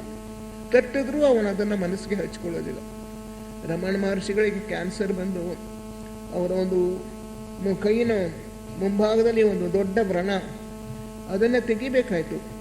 ಸರ್ಜನ್ಸು ನಿಮಗೆ ಜ್ಞಾನ ತಪ್ಪಿಸೋಕೆ ಔಷಧಿ ಕೊಡ್ತೀವಿ, ಆಪ್ರೇಷನ್ ಮಾಡ್ತೀವಿ ಅಂದರು. ಏನು ಬೇಡ, ನಿಮ್ಮ ಪಾಡಿಗೆ ನೀವು ಆಪ್ರೇಷನ್ ಮಾಡ್ಕೊಳ್ಳಿ ಅಂಥೇಳಿ ಕೈ ತೋರಿಸಿದ್ರು ಅಷ್ಟೇ. ಅವ್ರಿಗೆ ಯಾವ ಒಂದು ಇಂಜೆಕ್ಷನು ಇಲ್ಲ, ಅನಾಸ್ಥೆಟಿಕ್ಕೂ ಇಲ್ಲ. ಅವ್ರು ಕೂಯಿದ್ರು, ಹಾಗೆ ಹಸನ್ಮುಖಿಗಳಾಗೇ ಇದ್ರು. ಅದು ಹೇಗೆ ಸಾಧ್ಯವಾಗುತ್ತೆ ಅಂದರೆ ಅವರು ತಮ್ಮ ಪ್ರಜ್ಞೆಯನ್ನು ಎಳ್ಕೊಂಡ್ಬಿಡ್ತಾರೆ ಸ್ಥೂಲ ದೇಹದಿಂದ. ಅದರಿಂದ ಎಳ್ಕೊಂಡ್ಬಿಟ್ಟು ಅದನ್ನು ಮೂರ್ಧ ಲೋಕದಲ್ಲಿ ನಿಲ್ಲಿಸ್ಕೊಳ್ತಾರೆ. ಆದ್ದರಿಂದ ಅವರಿಗೆ ಸ್ಥೂಲ ದೇಹದ ಆ ನೋವಿನ ಅನುಭವ ಆಗೋದಿಲ್ಲ, ಅವರ ಪ್ರಜ್ಞೆ ಅಲ್ಲಿರೋದಿಲ್ಲ, ಅದರ ಜೊತೆಯಲ್ಲಿ ತಮ್ಮನ್ನು ಅವರು ಏಕೀಕರಿಸ್ಕೊಳ್ಳೋದಿಲ್ಲ. ಹೀಗೆ ಯಾರಲ್ಲಿ ಅಂತಸ್ಫೂರ್ತಿ, ಅಂತರ್ಬೋಧೆ, ಇಂಟ್ಯೂಷನ್, ಬುದ್ಧಿ ಪ್ರಜ್ಞೆ ಬೆಳೆದಿರುತ್ತೋ ಅಂಥವರು ಅಲ್ಲಿ ತಮಗೆ ಬರ್ತಕ್ಕಂಥ ಆ ಬುದ್ಧಿಲೋಕದ ಅನುಭವವನ್ನು ಮನಸ್ಸಿನ ಮಟ್ಟಕ್ಕೆ ತಂದುಕೊಂಡಾಗ ಅದು ಅಲ್ಲಿ ಅವರಿಗೆ ಇನ್ಸೈಟ್, ಅಂತರ್ದೃಷ್ಟಿಯಾಗಿ ಕಾಣಿಸ್ಕೊಳ್ಳುತ್ತೆ. ಆ ಕಾಮದೇಹದ ಮಟ್ಟಕ್ಕೆ ಇಳಿಸ್ಕೊಂಡಾಗ ಅದು ಅಂತಸ್ಫೂರ್ತಿಯಾಗಿ ವ್ಯಕ್ತವಾಗುತ್ತೆ. ಸ್ಥೂಲ ದೇಹದ ಮಟ್ಟಕ್ಕೆ ಬಂದಾಗ ಅದು ಪ್ರಸನ್ನತೆ, ಹಸನ್ಮುಖಿಗಳಾಗಿರ್ತಕ್ಕಂಥದ್ದು, ಸದಾ ಸಂತೋಷವಾಗಿರೋದು, ತೃಪ್ತಿಯಿಂದ ಕೂಡಿರ್ತಕ್ಕಂಥದ್ದು, ಈ ಥರ ಕಷ್ಟ ಸುಖಗಳನ್ನು ಅರ್ಥ ಮಾಡ್ಕೊಳ್ಳುವಂಥ ಒಂದು ಸೆನ್ಸಿಟಿವ್ನೆಸ್, ಆ ಸೂಕ್ಷ್ಮತೆಯನ್ನು ಅವರಿಗೆ ಕೊಡುತ್ತೆ ಅಂತ ಹೇಳಿ ಅವರು ಬರೆದಿದ್ದಾರೆ. ಒಂದೇ ಒಂದು ವಾಕ್ಯವನ್ನು ನಾನು ಆ ಗ್ರಂಥದಿಂದ ಉದಾಹರಿಸಿದೆ. Intuition becomes love at the emotional level. ಅದೇ ರೀತಿ ಆ ಬುದ್ಧಿ ಪ್ರಜ್ಞೆ ಕಾಮದೇಹದ ಮೂಲಕ ವ್ಯಕ್ತವಾದಾಗ ಅಂತಸ್ಫೂರ್ತಿ ಮಾತ್ರವೇ ಅಲ್ಲ, ಅದು ಪ್ರೇಮದ ಮೂಲಕ ವ್ಯಕ್ತವಾಗುತ್ತೆ, ಪ್ರೇಮವಾಗಿ ವ್ಯಕ್ತವಾಗುತ್ತೆ, ಕರುಣೆಯಾಗಿ ವ್ಯಕ್ತವಾಗುತ್ತೆ. ಕ್ರಿಯೇಟಿವಿಟಿ ನಮ್ಮ ಮನಸ್ಸಿನಲ್ಲಿ ಸೃಷ್ಟ್ಯಾತ್ಮಕ ವಿಚಾರಗಳು ಹೇಳೋದಕ್ಕೆ ಪ್ರಾರಂಭ ಆಗುತ್ತೆ. ಕವಿಗಳು ಉತ್ತಮ ಕವಿತೆಗಳನ್ನು ರಚಿಸ್ತಾರೆ. ಇದು ಕಲಾವಿದರಲ್ಲೆಲ್ಲ ಈ ಇಂಟ್ಯೂಷನ್ ಅಥವಾ ಅಂತರ್ಬೋಧೆ ತಕ್ಕ ಮಟ್ಟಿಗೆ ಬೆಳೆದಿರುತ್ತೆ. ಬುದ್ಧಿ ಪ್ರಜ್ಞೆ, ಆ ಬುದ್ಧಿ ಪ್ರಜ್ಞೆಯಿಂದ ಅವರಿಗೆ ಫ್ಲ್ಯಾಶಸ್ ಅಥವಾ ಮಿಂಚುಗಳು ಬಂದಾಗ ಅವರು ಉನ್ನತ ಮಟ್ಟದ ಕವಿತೆಗಳನ್ನು ರಚಿಸ್ತಾರೆ. ಶೇಕ್ಸ್ಪಿಯರ್ ಅವನು ಎಷ್ಟೊಂದು ಡ್ರಾಮಾಗಳು ಎಲ್ಲ ಬರೆದಿದ್ದಾನೆ. ಹಾಗೆ ಕೀಟ್ಸು, ಬ್ರೌನಿಂಗು, ಇನ್ನೂ ಅನೇಕ ಆಂಗ್ಲ ಕವಿಗಳು, ಶೆಲ್ಲಿ, ಇವರೆಲ್ಲ ಉತ್ತಮ ಕವನಗಳನ್ನು ರಚಿಸಿದ್ದಾರೆ. ನಮ್ಮ ಕರ್ನಾಟಕದಲ್ಲಿ ಕುವೆಂಪು ಇತ್ಯಾದಿಯವರು, ಅವರು ರಾಮಾಯಣ ದರ್ಶನ, ಇನ್ನು ಅನೇಕ ಕವನಗಳನ್ನು ಬರೆದಿದ್ದಾರೆ. ನಾನು ಒಬ್ಬೊಬ್ಬರ ಹೆಸರನ್ನೇ ಹೇಳೋದಕ್ಕೆ ಹೋಗಲ್ಲ. ದಾರಾ ಬೇಂದ್ರೆ, ಇವರೆಲ್ಲ ಉನ್ನತ ಕವನಗಳನ್ನು ರಚಿಸಬೇಕಾದ್ರೆ ಅವರಿಗೆ ಬುದ್ಧಿ ಪ್ರಜ್ಞೆಯಿಂದ ಬಂದಿರುತ್ತೆ ಸ್ಫೂರ್ತಿ. ಅದೇ ರೀತಿ ಸಂಗೀತ ಕಲಾವಿದರು ಅವರು ಸೊಗಸಾಗಿ ಹಾಡ್ತಾರೆ ಬುದ್ಧಿ ಪ್ರಜ್ಞೆಗೆ ಏರಿದಾಗ. ಅಂಥವರ ಕಚೇರಿಗಳಲ್ಲಿ ನಾವು ಕೂತ್ಕೊಂಡು ಕೇಳಿದಾಗ ನಮ್ಮ ಪ್ರಜ್ಞೆಯು ಕೂಡ ಬುದ್ಧಿಯ ಮಟ್ಟಕ್ಕೆ ಸ್ವಲ್ಪ ಮಟ್ಟಿಗೆ ಏರುತ್ತೆ. ಆನಂದದಲ್ಲಿ ಮುಳುಗೋಗ್ಬಿಡ್ತೇವೆ, ನಮ್ಮನ್ನು ನಾವು ಮರ್ತು ಬಿಡ್ತೇವೆ. ಇಂಥ ಆನಂದದ ಒಂದು ಸ್ಥಿತಿಗೆ ಕರೆದೊಯ್ಯುತ್ತೆ ಬುದ್ಧಿ ಪ್ರಜ್ಞೆ. ಅದನ್ನೆಲ್ಲ ಅವರು ಆ ಗ್ರಂಥದಲ್ಲಿ ವಿವರಿಸಿದ್ದಾರೆ. ಅನಂತರ ಅದರೊಳಗೆ ಧ್ಯಾನ ಉನ್ನತ ಮಟ್ಟಕ್ಕೆ ಏರಿದಾಗ ನಮ್ಮ ಪ್ರಜ್ಞೆ, ನಮ್ಮ ಧ್ಯಾನ ಹೇಗಿರುತ್ತೆ, ಅಡ್ವಾನ್ಸ್ ಮೆಡಿಟೇಷನ್, ಟ್ರಾನ್ಸೆಂಡೆಂಟಲ್ ಸ್ಟೇಟ್ ಅಂತ, ಆತ್ಮ ಲೋಕವನ್ನು ಮೀರಿರ್ತಕ್ಕಂಥ ಒಂದು ಸ್ಥಿತಿ, ಪುರುಷಾತ್ಮನಲ್ಲಿ ನಮ್ಮ ಪ್ರಜ್ಞೆ ಲೀನವಾಗ್ತಕ್ಕಂಥ ಒಂದು ಸ್ಥಿತಿ. ಆ ರೀತಿ ನಮ್ಮ ಪುರುಷಾತ್ಮದಲ್ಲಿ ನಮ್ಮ ಪ್ರಜ್ಞೆ ಲೀನವಾದರೆ ಏನಾಗುತ್ತೆ, ಸೌರಬ್ರಹ್ಮಾಂಡ ಈಶ್ವರನ ದರ್ಶನ ಆಗುತ್ತೆ ನಮಗೆ. ಅವನ ಒಂದು ಪ್ರಜ್ಞೆಯ ಮಟ್ಟವನ್ನು ನಾವು ಮುಟ್ಟೋದಕ್ಕೆ ಸಾಧ್ಯವಾಗುತ್ತೆ. ಅವನ ಪ್ರಜ್ಞೆಯನ್ನು ಸ್ವಲ್ಪ ಮಟ್ಟಿಗೆ ಅರಿತುಕೊಳ್ಳೋದಕ್ಕೆ ನಮಗೆ ಸಾಧ್ಯವಾಗುತ್ತೆ. ಇಂತಹ ಒಂದು ಟ್ರಾನ್ಸೆಂಡೆಂಟಲ್ ಸ್ಟೇಟ್, ಬಹಳ ಉನ್ನತ ಮಟ್ಟದ, ಪರಮೋನ್ನತ ಮಟ್ಟದ ಸ್ಥಿತಿಗೆ ನಮ್ಮ ಪ್ರಜ್ಞೆ ಏರುತ್ತೆ ಅಂತ ಹೇಳಿ ಬರೀತಾರೆ. ಆಗ ನಮಗಾಗ್ತಕ್ಕಂಥ ಅನುಭವ ಹೇಗಿರುತ್ತೆ ಅನ್ನೋದನ್ನು ಅವರು ವಿವರಿಸಿದ್ದಾರೆ. ಅದಾದ ನಂತರ ಅವರು ಇಂಗ್ಲಿಷ್ನಲ್ಲಿ ಒಂದು ಗ್ರಂಥವನ್ನು ಬರೆಯೋದಕ್ಕೆ ಹೊರಟರು. ಅದರ ಹೆಸರು ಲವ್ ಆ್ಯಂಡ್ ಕ್ರಿಯೇಟಿವಿಟಿ ಅಂತ ಹೇಳಿ. ಪ್ರೇಮ ಮತ್ತು ಸೃಷ್ಟ್ಯಾತ್ಮಕತೆಯನ್ನು ವಿಷಯ ಬರೀಬೇಕು ಅಂತ ಹೊರಟರು. ಆದರೆ ಅವ್ರಿಗೆ ಒಂದು 3-4 ಅಧ್ಯಾಯಗಳನ್ನು ಬರೆದ ನಂತರ ಶಕ್ತಿ ಹೋಗಿ ಅವರ ರೋಗ ಉಲ್ಬಣವಾಗಿ ಅವರಿಗೆ ಬರೆಯೋಕ್ಕೆ ಸಾಧ್ಯವಾಗಲಿಲ್ಲ. ಅದಷ್ಟಕ್ಕೆ ಉಳ್ಕೊಂಡ್ಬಿಡ್ತು. ಕನ್ನಡದಲ್ಲಿ ಬರೆದಿರ್ತಕ್ಕಂಥದ್ದು ಧ್ಯಾನ ಜೀವನದ ಉದ್ದೇಶ. ಅದಾದ ನಂತರ ಬರೆದಿರ್ತಕ್ಕಂಥದ್ದು ಸತ್ಯಾನ್ವೇಷಣೆ, ಅದು ಕೊನೆಯಲ್ಲಿ ಬರೆದಂಥದ್ದು ಕವನಗಳ ಮೂಲಕ ಥಿಯಾಸ್ಫಿಯಾ. ಅದಕ್ಕೆ ಮೊದಲು ಬ್ರಹ್ಮವಿದ್ಯಾಸಾಗರ ಬರೆದು, ಬ್ರಹ್ಮವಿದ್ಯಾಸಾಗರ ಅವರು ಬರೀತಾ ಇದ್ದಾಗ ಬೆಳಿಗ್ಗೆ 7 ಗಂಟೆಯಿಂದ 8 ಗಂಟೆಗೆ ಬರೆಯೋರು, ತಿರ್ಗಾ ಮಧ್ಯಾಹ್ನ 4 ಗಂಟೆಯಿಂದ 5 ಗಂಟೆವರೆಗೂ ಬರೀತಾ ಇದ್ರು. ಉಳಿದ ಕಾಲವನ್ನೆಲ್ಲ ಸೀಕ್ರೆಟ್ ಡಾಕ್ಟ್ರಿನ್ನು ಮತ್ತು ಬೇರೆ ಗ್ರಂಥಗಳನ್ನು ಓದಿ ಅದರೊಳಗಿರೋ ವಿಷಯಗಳನ್ನು ಅರ್ಥ ಮಾಡ್ಕೊಳ್ಳೋದಕ್ಕೋಸ್ಕರ, ಗ್ರಹಿಸ್ಕೊಳ್ಳೋಕೆ ಉಪಯೋಗಿಸ್ತಾ ಇದ್ರು. ಆಗ ಅವರಿಗೆ ಕಣ್ಣಿನ ದೃಷ್ಟಿ ಕೂಡ ಮಂದವಾಯಿತು, ಹೆಚ್ಚು ಓದೋಕ್ಕಾಗ್ತಾ ಇರಲಿಲ್ಲ. ಆದರೂ ಕಷ್ಟಪಟ್ಟು ಓದ್ಕೋತಾ ಇದ್ರು, ದುಡ್ಡು ಮ್ಯಾಗ್ನಿಫೈಯಿಂಗ್ ಗ್ಲಾಸ್ ಇಟ್ಕೊಂಡು ಓದ್ಕೋತಾ ಇದ್ರು. ಕೊನೆಗೆ ಮಧ್ಯಾಹ್ನ 4 ಗಂಟೆಯಿಂದ 5 ಗಂಟೆಗೆ ಬರೋಕ್ಕಾಗ್ತಾ ಇರಲಿಲ್ಲ, ಬೆಳಿಗ್ಗೆ ಹೊತ್ತು ಬರೀತಾ ಇದ್ರು. ಅಂತೂ ಆ ಗ್ರಂಥವನ್ನು ಬರೆದು ಪೂರೈಸಿದ್ರು. ನಾನು ಅವರು ಬರೆದಿರೋ ಎಲ್ಲ ಪುಸ್ತಕಗಳನ್ನು ಕೂಡ ನಾನೇ ರಿವೈಸ್ ಮಾಡಿ ಕೊಡ್ತಾ ಇದ್ದರು. ರಿವೈಸ್ ಮಾಡಿ ಅದನ್ನೆಲ್ಲ ಎಡಿಟ್ ಮಾಡಿ, ಬೇಡದೇ ಇರೋ ಭಾಗ ತೆಗೆದುಹಾಕಿ, ಪುನರುಕ್ತಿಯಾಗಿರೋದು ತೆಗೆದುಹಾಕಿ, ವಾಕ್ಯಗಳನ್ನೆಲ್ಲ ಪರಿಷ್ಕಾರ ಮಾಡಿ ಅನಂತರ ಪ್ರೆಸ್ಸಿಗೆ ಕಳಿಸ್ತಾ ಇದ್ದೆ. ಪ್ರೂಫ್ ರೀಡಿಂಗು ನಾನೇ ಮಾಡ್ತಾ ಇದ್ದೆ. ಈ ಬ್ರಹ್ಮವಿದ್ಯಾಸಾಗರ ಅವರು ಬರೀತಾ ಇದ್ದಾಗ ನಾನು ಅದನ್ನು ಓದೋಕ್ಕೆ ಹೋಗಲಿಲ್ಲ, ಪ್ರೂಫ್ ರೀಡಿಂಗ್ ಮಾಡೋಕ್ಕೂ ಆಗಲಿಲ್ಲ. ಅದೇ ಸಮಯದಲ್ಲಿ ಮೌನವಾಣಿ ಗ್ರಂಥ ನಾನು ಅದ್ರ ಪ್ರೂಫ್ ನೋಡಬೇಕಾಗಿತ್ತು. ಹೀಗಾಗಿ ಅದು ಪೂರ್ಣವಾಗಿ ಅವರೇ ಅದನ್ನು ನೋಡಿಕೊಂಡು ಅವರೇ ಅದನ್ನು ಪ್ರೂಫ್ ರೀಡಿಂಗು ಮಾಡಿದ್ರು. ಅಷ್ಟೊತ್ತಿಗಾಗಲೇ ಅವರಿಗೆ ಜ್ಞಾಪಕ ಶಕ್ತಿ ಸ್ವಲ್ಪ ಕಡಿಮೆ ಆಗಿತ್ತು ಅನಿಸುತ್ತೆ. ಕೆಲವು ಒಂದೆರಡು ವಿಷಯಗಳಲ್ಲಿ ಅದರಲ್ಲಿ ಸ್ವಲ್ಪ ತಪ್ಪು ಅಭಿಪ್ರಾಯಗಳು ಬಂದಿವೆ, ಅದನ್ನು ಹೊಡೆದಾಕಬೇಕು. ಉಳಿದಂಗೆ ಆ ಬ್ರಹ್ಮವಿದ್ಯಾಸಾಗರ ಸೀಕ್ರೆಟ್ ಡಾಕ್ಟ್ರಿನ್ ಮೇಲೆ ಅವರು ಬರೆದಿರ್ತಕ್ಕಂಥ ಒಂದು ಅದ್ಭುತವಾದಂಥ ಗ್ರಂಥ. ಅವರೇ ಬರೆದಿರ್ತಕ್ಕಂಥ ಸ್ಟ್ಯಾನ್ಸಾಸ್ ಆಫ್ ಧ್ಯಾನ್, ಮೇಡಮ್ ಬ್ಲವಾಟ್ಸ್ಕಿ ವಿರುದ್ಧ, ಅದನ್ನು ಅವರು ಕನ್ನಡಕ್ಕೆ ತರ್ಜುಮೆ ಮಾಡಿ ಅನೇಕ ವರ್ಷಗಳಾದವು. ಧ್ಯಾನ ಗ್ರಂಥ ಕವನಗಳು ಅಂತೇಳಿ. ಆ ಧ್ಯಾನ ಗ್ರಂಥ ಕವನಗಳು ಈ ಸೀಕ್ರೆಟ್ ಡಾಕ್ಟ್ರಿನ್ಗೆ ಅದು ಮೂಲ. ಸೀಕ್ರೆಟ್ ಡಾಕ್ಟ್ರಿನ್ ಮೇಲೆ ಮೇಡಮ್ ಬ್ಲವಾಟ್ಸ್ಕಿಯವರು ಧ್ಯಾನ ಗ್ರಂಥ ಕವನಗಳ ಮೇಲೆ ಅವರು ವ್ಯಾಖ್ಯಾನ ಬರೆದಿರ್ತಕ್ಕಂಥದ್ದು ಸ್ಟ್ಯಾನ್ಸಾಸ್ ಆಫ್ ಧ್ಯಾನ್. ಅದನ್ನು ಮೂಲವಾಗಿಟ್ಕೊಂಡು ಅವರು ಸೀಕ್ರೆಟ್ ಡಾಕ್ಟ್ರಿನ್ ಬರೆದರು. ಅದೇ ರೀತಿ ಧ್ಯಾನ ಗ್ರಂಥ ಕವನಗಳನ್ನು ಮೂಲವಾಗಿಟ್ಕೊಂಡು ಸುಕೃಷ್ಣಮೂರ್ತಿಯವರು ಈ ಬ್ರಹ್ಮವಿದ್ಯಾಸಾಗರವನ್ನು ಬರೆದರು. ಸೀಕ್ರೆಟ್ ಡಾಕ್ಟ್ರಿನ್ನಲ್ಲಿ 6 ವಾಲ್ಯೂಮ್ ಪಬ್ಲಿಷ್ ಮಾಡಿದ್ದಾರೆ ಹೊಸ ಎಡಿಷನ್ನಲ್ಲಿ. 6ನೇ ವಾಲ್ಯೂಮ್ ಬರೀ ಇಂಡೆಕ್ಸು. ಉಳಿದ 5 ವಾಲ್ಯೂಮ್ಸ್ನಲ್ಲಿ ಮೊದಲನೇ ವಾಲ್ಯೂಮು ಮತ್ತು 3ನೇ ವಾಲ್ಯೂಮ್, ಅದರಲ್ಲಿ ಸೃಷ್ಟಿ ಹೇಗೆ ಪ್ರಾರಂಭ ಆಯಿತು ಅನ್ನೋದು ಮೊದಲನೇ ವಾಲ್ಯೂಮ್ನಲ್ಲಿ ಬರುತ್ತೆ. 3ನೇದರಲ್ಲಿ ಮಾನವ ಹೇಗೆ ಪ್ರಾರಂಭ ಆದ, ಮೊದಲನೇ ಮಹಾವಂಶ, 2ನೇ ಮಹಾವಂಶ, 3ನೇದು, 4ನೇದು, 5ನೇದು, ಹೀಗೆ ಎಲ್ಲವನ್ನು ಕೂಡ ಮಾನವ ಅವನ ಆದಿಯಿಂದ ಹಿಡಿದು ಹೇಗೆ ಮಾನವ ವರ್ಗ ಹೇಗೆ ವ್ಯಕ್ತವಾಗ್ತಾ ಇದೆ, ಹೇಗೆ ಮುಂದುವರಿತಾ ಇದೆ, ಇದನ್ನೆಲ್ಲ 3ನೇ ಅಧ್ಯಾಯದಲ್ಲಿ ಬರೆದಿದ್ದಾರೆ ಸೀಕ್ರೆಟ್ ಡಾಕ್ಟ್ರಿನಲ್ಲಿ, 3ನೇ ವಾಲ್ಯೂಮ್ನಲ್ಲಿ. ಅದೆರಡನ್ನೂ ಕೂಡ ಇವರು ತರ್ಜುಮೆ ಮಾಡಿದ್ದಾರೆ. ಅದಲ್ಲದೆ 4 ಮತ್ತು 5ನೇ ವಾಲ್ಯೂಮ್ಗಳಲ್ಲಿ 2ನೇ ವಾಲ್ಯೂಮ್ ಅದೆಲ್ಲ ಬೇರೆ ವಿಷಯಗಳನ್ನ ಬರೆದಿದ್ದಾರೆ ಮೇಡಮ್ ಬ್ಲವಾಟ್ಸ್ಕಿ ಅವರು. ಅದನ್ನು ಆದಷ್ಟು ಇವರು ಕೆಲವು ಮುಖ್ಯವಾಗಿರ್ತಕ್ಕಂಥ ಭಾಗಗಳನ್ನ ಆಯ್ದುಕೊಂಡು ಬ್ರಹ್ಮವಿದ್ಯಾಸಾಗರದಲ್ಲಿ ಬರೆದಿದ್ದಾರೆ. ಸೀಕ್ರೆಟ್ ಡಾಕ್ಟ್ರಿನಲ್ಲಿ ಬರೆದಿರ್ತಕ್ಕಂಥ ಅನೇಕ ವಿಷಯಗಳು ಅನಂತರ ವಿಜ್ಞಾನದಿಂದ ಕೂಡ ಸಾಬೀತಾದವು. ಉದಾಹರಣೆಗೆ ಆವಾಗ ಆಟಮ್ ಈಸ್ ಇಂಡಿವಿಸಿಬಲ್ ಅನ್ನೋ ಒಂದು ಅಭಿಪ್ರಾಯ ಇತ್ತು.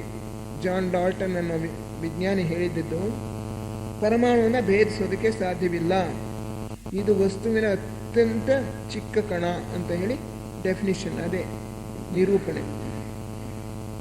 ಆಗ ಸೀಕ್ರೆಟ್ ಡಾಕ್ಟ್ರಿನಲ್ಲಿ ಮೇಡಮ್ ಬ್ಲವಾಟ್ಸ್ಕಿ ಬರೆದಿದ್ದಾರೆ, ಆಟಮ್ ಈಸ್ ನಾಟ್ ಇಂಡಿವಿಸಿಬಲ್, ಇದು ಭೇದ್ಯ, ಇದನ್ನು ಒಡೆಯೋಕ್ಕೆ ಸಾಧ್ಯ, ಇದರಿಂದ ಒಡೆದಾಗ ಅಪಾರವಾದ ಶಕ್ತಿ ಹೊರಗಡೆ ಬರುತ್ತೆ ಅಂತ ಹೇಳಿ ಅವರು ಬರೆದಿದ್ದಾರೆ. ಅದು ಆವಾಗ ಇರಲೇ ಇಲ್ಲ. 1887ನೇ ಇಸ್ವಿನೋ ಏನೋ ಅವರು ಬರೆದಾಗ 1819ನೇ ಶತಮಾನದ ಕೊನೆಯ ಭಾಗ ಅವರು ಬರೆದಾಗ ಪರಮಾಣುವನ್ನು ಭೇದಿಸೋಕೆ ಸಾಧ್ಯವಿಲ್ಲ ಅನ್ನೋ ಸಿದ್ಧಾಂತನೇ ಇದ್ದದ್ದು. ಇವರು ಭೇದಿಸ್ಬೋದು, ಅದರೊಳಗೆ ಅಪಾರವಾದ ಶಕ್ತಿ ಅಡಗಿದೆ ಅಂತ ಬರೆದಿದ್ದಾರೆ. ಅದು ಪ್ರೂವ್ ಆದದ್ದು ಯಾವಾಗ ಆಟಮ್ ಈಸ್ ಡಿವಿಸಿಬಲ್ ಅಂತ ಹೇಳಿ 20ನೇ ಶತಮಾನದಲ್ಲಿ ಬಂತು. ಆನಂತರ ಎಲೆಕ್ಟ್ರಾನ್, ಪ್ರೋಟಾನ್, ನ್ಯೂಟ್ರಾನ್ ಎಲ್ಲ ಇದೆ ಅಂತ ಬಂತು. 2ನೇ ಮಹಾಯುದ್ಧದ ಕೊನೆಯ ಭಾಗದಲ್ಲಿ ಪರಮಾಣುವನ್ನು ಒಡೆದು ಆ ಪರಮಾಣು ಶಕ್ತಿಯನ್ನು ಹೊರಗಡೆ ತೆಗೆದು ಸುಮಾರು 100 ವರ್ಷಗಳ ಕಾಲ ಕಳೆದೋಗಿತ್ತು. ಅಂತಹ ಒಂದು ಸತ್ಯವನ್ನಾದರೂ ಮೊದಲೇ ಬರೆದಿದ್ದಾರೆ. ಹಾಗೆ ಇನ್ನೂ ಬರೆದಿದ್ದಾರೆ ಅನೇಕ ವಿಷಯಗಳು. ಶಬ್ದದಲ್ಲಿ ಅಪಾರವಾದ ಶಕ್ತಿ ಅಡಗಿದೆ. ಆ ಶಕ್ತಿ ಇನ್ನೂ ಕೂಡ ಗೊತ್ತಿಲ್ಲ ವಿಜ್ಞಾನಿಗಳಿಗೆ. ಅದು ಗೊತ್ತಾಗ್ಬಿಟ್ರೆ ಅದನ್ನು ದುರುಪಯೋಗ ಮಾಡ್ಕೊಂಡ್ಬಿಡ್ತಾರೆ ಅಂತ ಹೇಳಿ ಅದನ್ನು ಇನ್ನೂ ಕೂಡ ಮಹರ್ಷಿ ಸಂಘದವರು ಬಿಟ್ಕೊಟ್ಟಿಲ್ಲ ಆ ಸತ್ಯವನ್ನು ಅಂತ ಹೇಳಿ. ಇನ್ನು ಅನೇಕ ಪ್ರಕೃತಿಯಲ್ಲಿ ಅನೇಕ ರಹಸ್ಯಗಳಿವೆ. ಥಿಯೋಸಾಫಿಸಿಟಿಯ 3ನೇ ಉದ್ದೇಶ ಅದು ಪ್ರಕೃತಿಯಲ್ಲಿ ಇನ್ನೂ ಸುಪ್ತವಾಗಿರ್ತಕ್ಕಂಥ ನಿಯಮಗಳನ್ನು ಹೊರಗಿಡುವುದು, ಮಾನವನಲ್ಲಿ ಇನ್ನೂ ಇರತಕ್ಕಂಥ ಶಕ್ತಿಗಳನ್ನು, ಸುಪ್ತವಾಗಿರುವ ಶಕ್ತಿಗಳನ್ನು ಹೊರಕ್ಕೆ ತರೋದು, ಗುಪ್ತ ನಿಯಮಗಳು, ಪ್ರಕೃತಿಯ ಗುಪ್ತ ನಿಯಮಗಳನ್ನು ಹೊರತರೋದು, ಸಂಶೋಧನೆ ಮಾಡೋದು. ಪ್ರಕೃತಿಯಲ್ಲಿ ಅನೇಕ ರಹಸ್ಯಗಳಿವೆ. ಮಾನವ ಅಭಿವೃದ್ಧಿ ಹೊಂದಿದ ಹಾಗೆ ಅವನು ಎಷ್ಟರ ಮಟ್ಟಿಗೆ ಯಾವ ಒಂದು ಮಟ್ಟಕ್ಕೆ ಬೆಳೀತಾನೋ ಆ ಮಟ್ಟಕ್ಕೆ ಸರಿಯಾಗಿ ಶಕ್ತಿಗಳನ್ನು ಬಿಡುಗಡೆ ಮಾಡ್ತಾರೆ ಮಹರ್ಷಿ ಸಂಘದವರು. ಈ ಶ್ವೇತರ್ಷಿ ಮಹಾಸಂಘದವರೇ ಎಲ್ಲವನ್ನೂ ಜಗತ್ತನ್ನು ನಡೆಸ್ಕೊಂಡು ಹೋಗೋರು. ವಿಜ್ಞಾನಿಗಳಿಗೆ ಒಂದು ನಿಯಮ ಗೊತ್ತಾಗಬೇಕಾದ್ರೆ, ವಿಚಾರ ತಿಳಿಬೇಕಾದ್ರೆ, ಹೊಸ ಒಂದು ಸಂಶೋಧನೆ ನಡೀಬೇಕಾದ್ರೆ ಅದು ಕೂಡ ಈ ಮಹಾಶ್ವೇತರ್ಷಿ ಸಂಘದ ಒಂದು ಅನುಗ್ರಹ ಅಂತಲೇ ನಾವು ಅಂದ್ಕೊಳ್ಬೇಕು. ಅವರು ಯಾವ ಒಂದು ವಿಚಾರಗಳನ್ನು ಮಾನಸಿಕ ವಾತಾವರಣಕ್ಕೆ ಬಿಡ್ತಾರೋ ಅದನ್ನು ಇವರು ಗ್ರಹಿಸಿಕೊಂಡು ಹೊಸ ಒಂದು ಆವಿಷ್ಕಾರ, ಹೊಸ ಒಂದು ಇನ್ವೆನ್ಷನ್ ಮಾಡ್ತಾರೆ, ಒಂದು ಹೊಸ ನಿಯಮವನ್ನು ತಿಳ್ಕೊಳ್ತಾರೆ. ಅದರಿಂದ ಪ್ರಕೃತಿ ರಹಸ್ಯಗಳನ್ನು ಹೊರಗಡೆ ವಿಜ್ಞಾನಿಗಳಿಗೆ ತಿಳಿಯೋ ಹಾಗೆ ಮಾಡತಕ್ಕಂಥದ್ದು ಕೂಡ ಮಹಾಶ್ವೇತರ್ಷಿ ಸಂಘದ ಒಂದು ಕೆಲಸ. ಈ ರೀತಿ ಕೆಲವು ಸತ್ಯಗಳನ್ನು ಅವರು ಆಗಾಗ ಬಿಟ್ಕೊಟ್ಟಿದ್ದಾರೆ. ಪರಮಾಣು ಶಕ್ತಿಯ ರಹಸ್ಯ ಆ ಥರ ಬಂತು. ಅದೇ ರೀತಿ ಪೀರಿಯಾಡಿಕ್ ಟೇಬಲ್ ಅಂತ ಹೇಳ್ತೀವಿ, ಅದನ್ನು ಕೆಮಿಸ್ಟ್ರಿಯಲ್ಲಿ ಫಿಸಿಕ್ಸ್ನಲ್ಲಿ ಹೇಳ್ಕೊಡ್ತೀವಿ. ಆ ಪೀರಿಯಾಡಿಕ್ ಟೇಬಲ್ ಅದನ್ನು 92 ಮೂಲ ವಸ್ತುಗಳನ್ನು ನಾವು ಯಾವ ಒಂದು ವ್ಯವಸ್ಥೆಯಲ್ಲಿ ಜೋಡಿಸ್ಬೇಕು, ಅಲ್ಲಿರ್ತಕ್ಕಂಥ ಗುಣ ಲಕ್ಷಣಗಳನ್ನು ನಾವು ಹೇಗೆ ಅಭ್ಯಾಸ ಮಾಡ್ಬೋದು, ಗ್ರೂಪ್ಸ್ ಮಾಡ್ಬೋದು, ಪೀರಿಯಡ್ಸ್ ಮಾಡ್ಬೋದು, ಇದೆಲ್ಲ ಒಂದು ಐಡಿಯಾನ ಅವರು ಕೊಟ್ಟರಂತೆ, ಮಾನಸಿಕ ಲೋಕಕ್ಕೆ ಬಿಡುಗಡೆ ಮಾಡಿದ್ರಂತೆ. ಅದನ್ನು ಇಬ್ಬರು ಈ ವಿಜ್ಞಾನಿಗಳು ಅದನ್ನು ಗ್ರಹಿಸಿಕೊಂಡ್ರು. ಮೆಂಡಲೀಫ್ ಅಂತ ಹೇಳಿ ರಷ್ಯಾ ದೇಶದ ಒಬ್ಬ ವಿಜ್ಞಾನಿ, ಅದೇ ರೀತಿ ಲೋಥರ್ ಮೇಯರ್ ಅಂತ ಇನ್ನೊಬ್ಬ ವಿಜ್ಞಾನಿ, ಅವರಿಬ್ಬರು ತಿಳ್ಕೊಂಡು ಬೇರೆ ಬೇರೆ ರೀತಿಯಲ್ಲಿ ಆ ಪೀರಿಯಾಡಿಕ್ ಕ್ಲಾಸಿಫಿಕೇಶನ್ ಮಾಡೋದು. ನಾನು ಇದು ಯಾತಕ್ಕೆ ಹೇಳ್ತಾ ಇದ್ದೇನೆ ಅಂದರೆ, ಒಂದೊಂದು ಪ್ರಕೃತಿಯ ರಹಸ್ಯ ಹೊರಗಡೆ ಬರಬೇಕಾದ್ರೂ ಕೂಡ ಅದನ್ನು ಬಿಡುಗಡೆ ಮಾಡೋರು ಮಹಾಶ್ವೇತರ್ಷಿ ಸಂಘದವರು. ಆ ವಿಚಾರಗಳನ್ನು ಅವರ ಮಾನಸಿಕ ವಾತಾವರಣದಲ್ಲಿ ಬಿಡ್ತಾರೆ. ಅದನ್ನು ಯಾರು ಗ್ರಹಿಸ್ತಾರೋ ಅವರು ಅದನ್ನು ಒಂದು ನಿಯಮದ ರೂಪದಲ್ಲಿ ವ್ಯಕ್ತ ಮಾಡ್ತಾರೆ. ಹೊಸ ಒಂದು ಇನ್ವೆನ್ಷನ್, ಆವಿಷ್ಕಾರ ಬರುತ್ತೆ. ಈ ರೀತಿ ಸೀಕ್ರೆಟ್ ಡಾಕ್ಟರ್ನಲ್ಲಿ ಇನ್ನೂ ನಮಗೆ ಪ್ರಕೃತಿಯಲ್ಲಿ ಅಡಗಿರ್ತಕ್ಕಂಥ ಅನೇಕ ರಹಸ್ಯಗಳಿವೆ. ಅದನ್ನು ಇವನು ಕೂಡ ಐನ್ಸ್ಟೈನ್ ಬರೆದಿದ್ದಾನೆ, ಇನ್ನೂ ಅನೇಕರು ಬರೆದಿದ್ದಾರೆ ವಿಜ್ಞಾನಿಗಳು. ಈ ಸೀಕ್ರೆಟ್ ಡಾಕ್ಟ್ರಿನ್ ಗ್ರಂಥವನ್ನು ನಮ್ಮ ಟೇಬಲ್ ಮೇಲೆ ಇಟ್ಕೊಂಡಿರ್ತೀವಿ ನಾವು. ಆವಾಗವಾಗ ನೋಡ್ತೀವಿ, ನಮಗೆ ಮನಸ್ಸಿಗೆ ಬೇಜಾರಾಗ್ಬಿಟ್ಟಾಗ ಅದರಲ್ಲಿ ಏನು ನಮಗೆ ಮುಂದಿನ ಒಂದು ಹೊಸ ವಿಷಯವನ್ನು ತಿಳಿಸ್ಕೋಬೇಕಾದ್ರೆ ಸಂಶೋಧನೆ ನಾವು ಯಾವ ಮಾರ್ಗದಲ್ಲಿ ಮಾಡಬೇಕು ಅಂದರೆ ಅದರಲ್ಲಿ ನಮಗೆ ಸ್ವಲ್ಪ ಐಡಿಯಾ ಸಿಗುತ್ತೆ. ಆ ಮಾರ್ಗದಲ್ಲಿ ನಾವು ಹೋಗಿ ವಿಚಾರ ಮಾಡಿದಾಗ ಹೊಸ ಒಂದು ನಿಯಮ ಇಂಥದ್ದೆಲ್ಲ ಹೊರಗಡೆ ಬರೋಕ್ಕೆ ಸಾಧ್ಯ. ಆದ್ದರಿಂದ ನಮ್ಮ ಟೇಬಲ್ ಮೇಲೆ ಇದನ್ನು ಇಟ್ಕೊಂಡಿರ್ತೀವಿ ಅಂಥೇಳಿ ಐನ್ಸ್ಟೈನ್ ಬರೆದು, ಹೀಸನ್ಬರ್ಗ್ ಅಂತ ಹೇಳಿ ಅವನಿಗೂ ಹೇಳ್ತಾನೆ, ನೀನು ಇದನ್ನು ಇಟ್ಕೊ, ನೀನು ಅವಾಗ ಓದ್ತಾ ಇರು ಅಂಥೇಳಿ ಅವನಿಗೂ ಕೂಡ ಶಿಫಾರಸು ಮಾಡಿದ. ಹೀಗೆ ಅನೇಕ ವಿಜ್ಞಾನಿಗಳಿಗೆ ಅವರಿಗೆ ಬೇಕಾಗಿರ್ತಕ್ಕಂಥ ಒಂದು ವಿಷಯವನ್ನು ಒದಗಿಸ್ತಕ್ಕಂಥ ಒಂದು ಮಹಾಗ್ರಂಥ ಸೀಕ್ರೆಟ್ ಡಾಕ್ಟರ್.